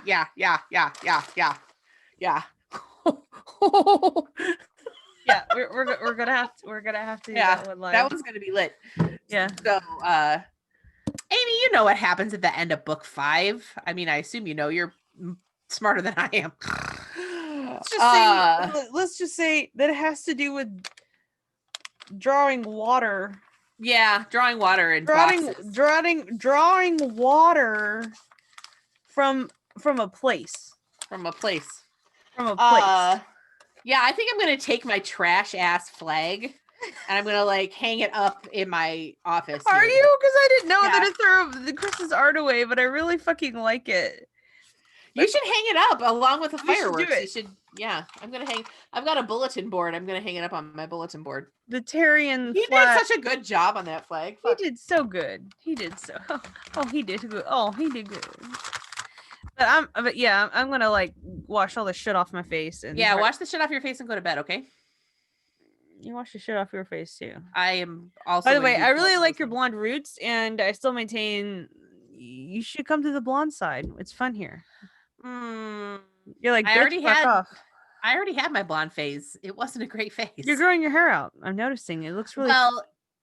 Yeah, I'm debating whether I want to grow it out again because I like having it short, but also like I'm not sure I feel comfortable going to the salon. So, but also I love my stylist and I want to give her money. So I don't know. I need to decide. Amy says purple. Yeah. Right now the roots are going to be dark blue and I'm going to touch up the teal. And then after the roots start growing out again, I'm going to bleach the whole thing and I'm going to do gray. You look good with gray. So I'm going to do dark gray at the roots and then have it do like an ombre effect to like a silver. Did I tell you about the fact that I actually really legitimately don't want to be blonde and it took me a while to embrace the fact that that's the color that looks best on me? I tried for so long to have hair as dark as my shirt and actually had that for a while. It did not look good on me. Well, I mean, you know what your natural color is. Why don't you go back just to your natural color? My natural color is my eyebrows. Actually, you can see dark. my roots a little bit. Yeah. Well, I have pencil in my eyebrows. It's more my roots, which you can kind of see, which is I think we have a very similar natural hair color, to be honest. Yeah. Amy says you should go red. Pull of a gorgeous brunette. I could do, it's all honestly, it's all about the shade that you use because when it comes to black, you've got stuff that's on the bluer side and you've got stuff that's on the redder side. I went on the bluer side. And you want to know what? Maybe what you needed was something more on the red side with your complexion and stuff. Like maybe that particular shade just didn't work. So bad. Yeah, look at work. Anyway, with that being said, let's wrap this shit up because I'm feeling. I'm going to tell you to fuck off. I'm tired of your face. I'm tired of your fucking face. Just kidding. I'm never tired of your face. I love you. I'm not tired of you. Okay. So fuck you back. Fuck you back. All right. Love you. Okay. Love you too. Talk to you later. All right. Bye, guys. Bye. Bye. Bye.